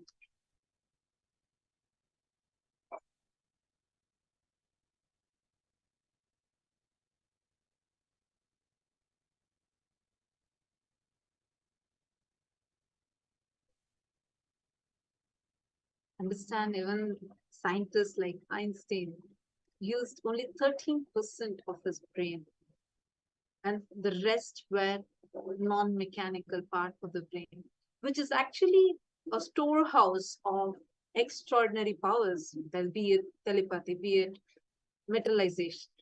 So awakening of Kundalini directly awakens these non-mechanical parts of the brain and makes you more productive, more conscious, and extremely intuitive. This Kundalini Shakti can be awakened through few ways. First, understanding the right principles and doing the right pranayama or kriya, and initiation. It's only the initiation from the master which is the most safest route, because in this initiation, it's just an energy transfer that just happens merely by the will of the master. And that's what Swamiji is opening to all of us. Swamiji is going to be initiating all of us. And you just need to be in the pure space of gratitude. And in this is a very, very powerful process in Hinduism, which has the potential to transform each of our connection with Paramashiva, as we call it. This process is centered on giving each of us this initiation, transferring of these higher powers and higher states of consciousness to us. And its goal is to give us all the experience of Paramashivam. That is why Swamiji himself is coming.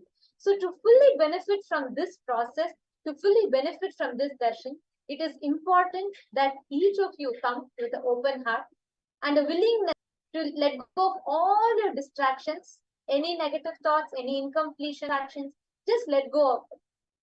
Because this is a time for you to connect with your inner self and to tap into the power of Bhava Samadhi Darshan, the power of oneness. So in preparation for this experience, I request every one of you to find a very quiet and a comfortable place where you can sit and completely bring your awareness, enjoying the Bhava Samadhi Darshan. And you all also can light a dhupa or a lamp in front of the screen as we all receive the darshan from Swamiji, and create a completely blissful atmosphere around you.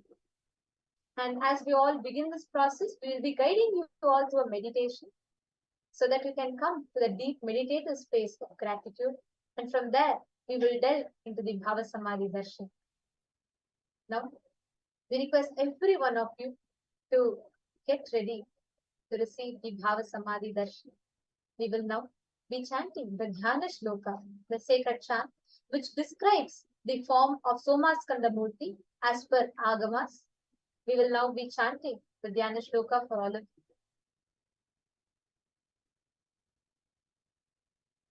This form of Paramashiva, the Somaskandhar Murthy, is described as follows in the Agamas. The verse that we all will be chanting is going to be directly from the Somashambhu Paddhati.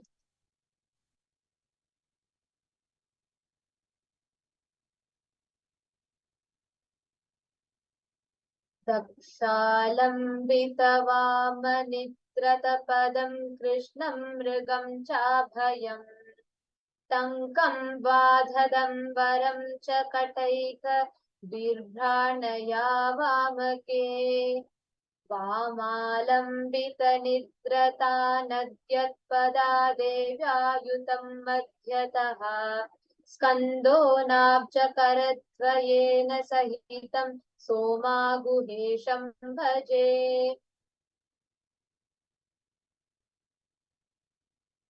In this same space, let us all get ready to receive the Bhava.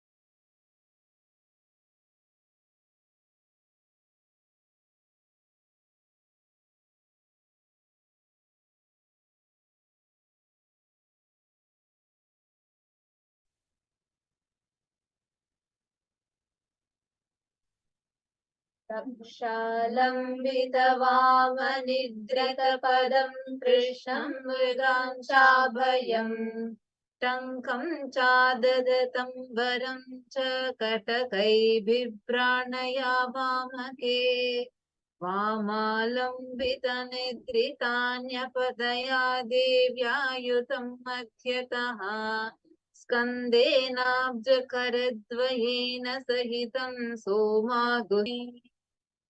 Now, in this same space, let us all get ready to receive the Bhava Samadhi Darshan. Om Nithyananda Paramashivam. Om Nithyananda Paramashivam.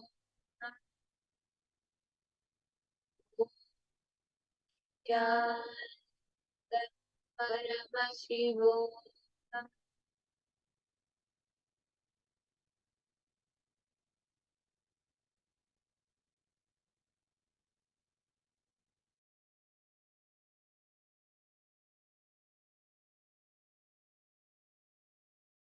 Connecting with the divine with your eyes closed is meditation. Connecting with the divine with your eyes open is darshan. Come, let us all now move from meditation to darshan. Slowly, very slowly, please open your eyes.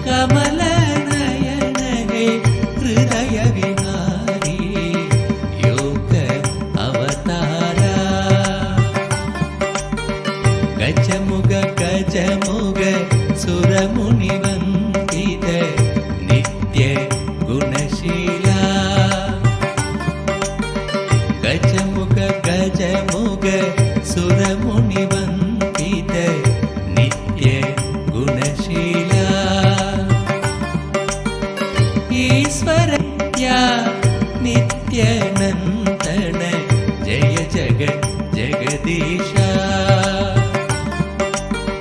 कमलनयन हे हृदय विहारी योग अवतारा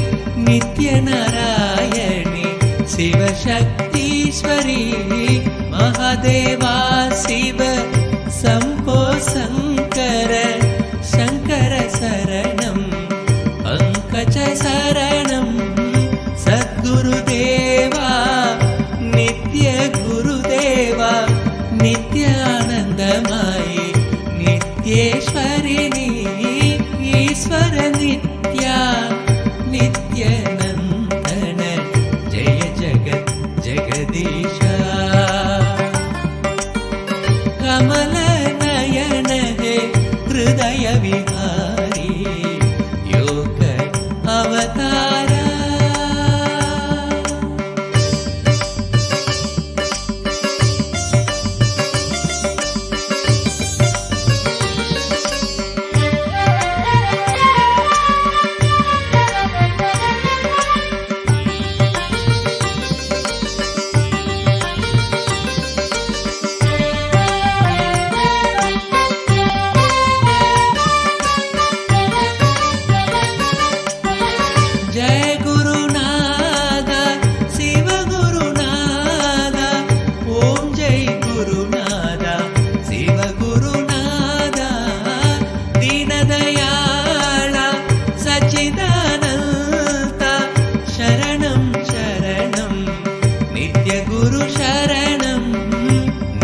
निरंजन ज्योति स्वरूपा ओम नमः शिवाय नित्याय नमः ओम सदा शिवरंजनी नित्य निरंजनी मंगल गुरुमाता नित्येश्वरिणी ईश्वर नित्या नित्यानंदन जय जगत् जगदीश कमलनयन हे हृदय विहारी नित्य अवतारा नित्य अवतारा नित्य अवतारा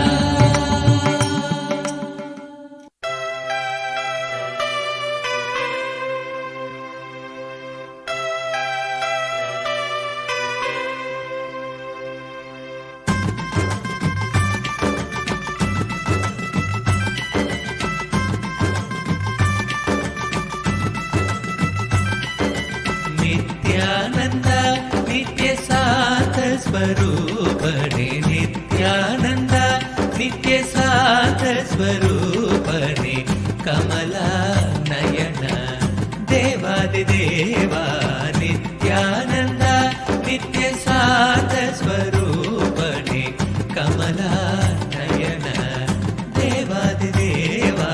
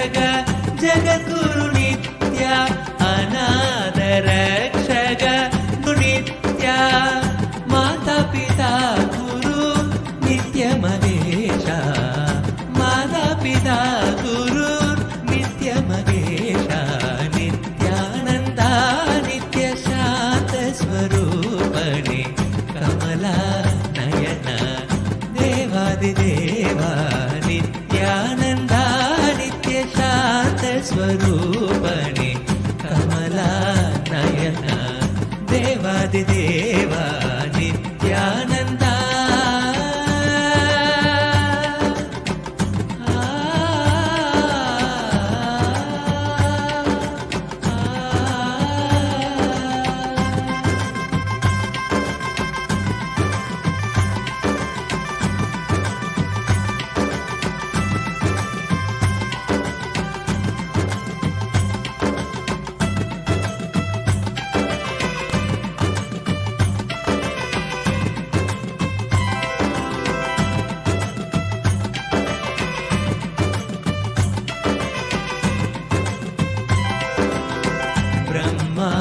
विष्णु हर हर महादेवा आदिपराशक्ति नित्यपराशक्ति ब्रह्मा विष्णु हर हर महादेवा आदिपराशक्ति नित्यपराशक्ति अखिल जगत् की नित्या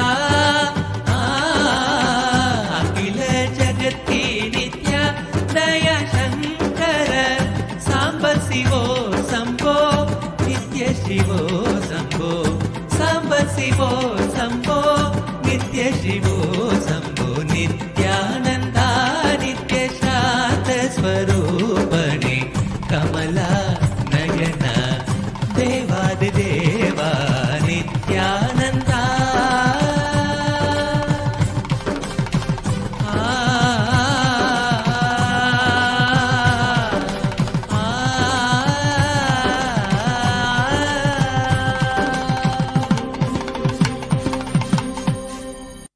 चलो चलो चलो चलो चलो चलो चलो चलो चलो चलो रे चलो चलो चलो चलो चलो चलो चलो चलो चलो चलो चलो रे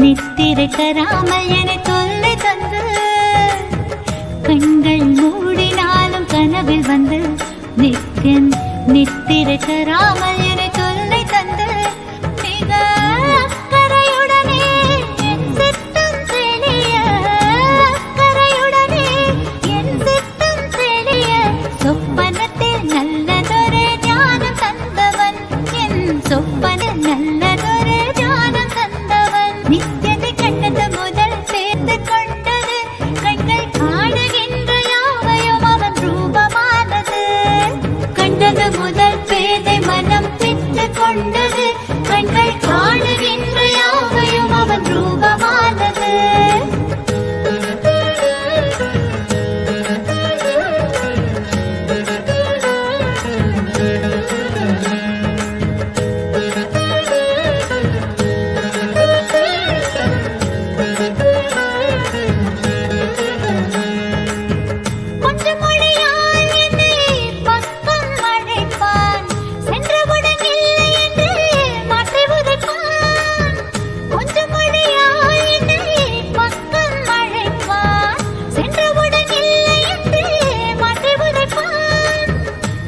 எப்படி உரைத்தால் என்ன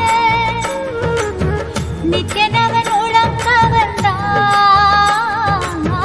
செப்படி வித்தை செய்தால் என்ன பித்தனவன் அன்பால் அணைத்தார் என்னை பித்தனவன் அன்பால் அணைத்தார் அவனை கண்டது முதல் பேதை மனம் பித்து கொண்டது கண்கள் காணுகின்ற யாவையும் அவன் ரூபமானது கண்டது முதல் பேதை மனம் பித்து கொண்டது கண்கள் காணுகின்ற யாவையும் அவன் ரூபமானது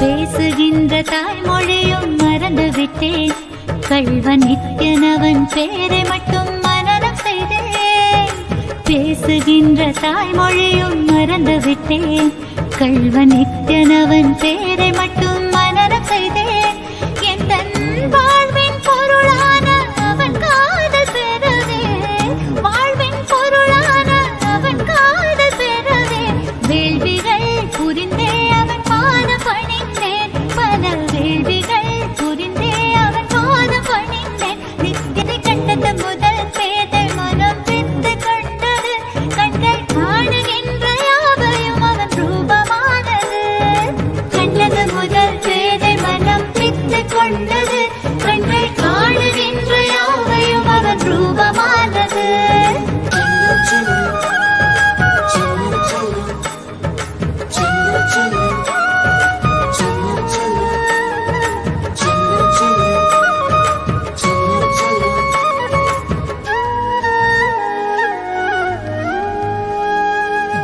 செய்யும் செயல் யாவையுமே சென்று உரைத்தேன் சொல்லும்படி வேதமென்றே கடைபிடித்தேன் செய்யும் செயல் யாவையுமே சென்று உரைத்தேன் சொல்லும்படி வேதமென்றே கடைபிடித்தேன் சற்று வம்புகள் செய்வான் அதையும் ரசித்து விட்டேன் வாழ்வில் ஒளியாய் மலர்ந்தான் புதிதாய் பிறந்து விட்டேன் நானும் புதிதாய் பிறந்து விட்டேன் நித்யனை கண்டது முதல் பேதை மனம் பித்து கொண்டது கண்கள் காணுகின்ற யாவையும் அவன் ரூபமானது கண்டது முதல் பேதை மனம் பித்து கொண்டது கண்கள் காணுகின்ற யாவையும் அவன் ரூபமானது சொல்ல ஒரு வார்த்தையை காட்டு It was such a beautiful darshan. We had just now what darshan we all experienced. All you need to do is just enjoy this space. You will see how the transformation starts happening to you. I request all of you to take a few minutes now and share with us how was your experience during this darshan. How did you experience it? Take a few minutes and post it on Facebook. We thank each and every single of the viewers that have joined us through the various social media platforms today. Thank you so much for tuning in, and you just had a glimpse of the darshans that happens in Paramashivam. This divine audience with the avatar, where the deities themselves land in the physical form. We have it as long sessions directly sitting at the feet of Swamiji, having two-way video conferencing with Swamiji. So now, any of you that wants to experience this experience, where you get your Nayana Diksha, the initiation, just through the look of the avatar, sign up for Paramashivam so that you can experience this.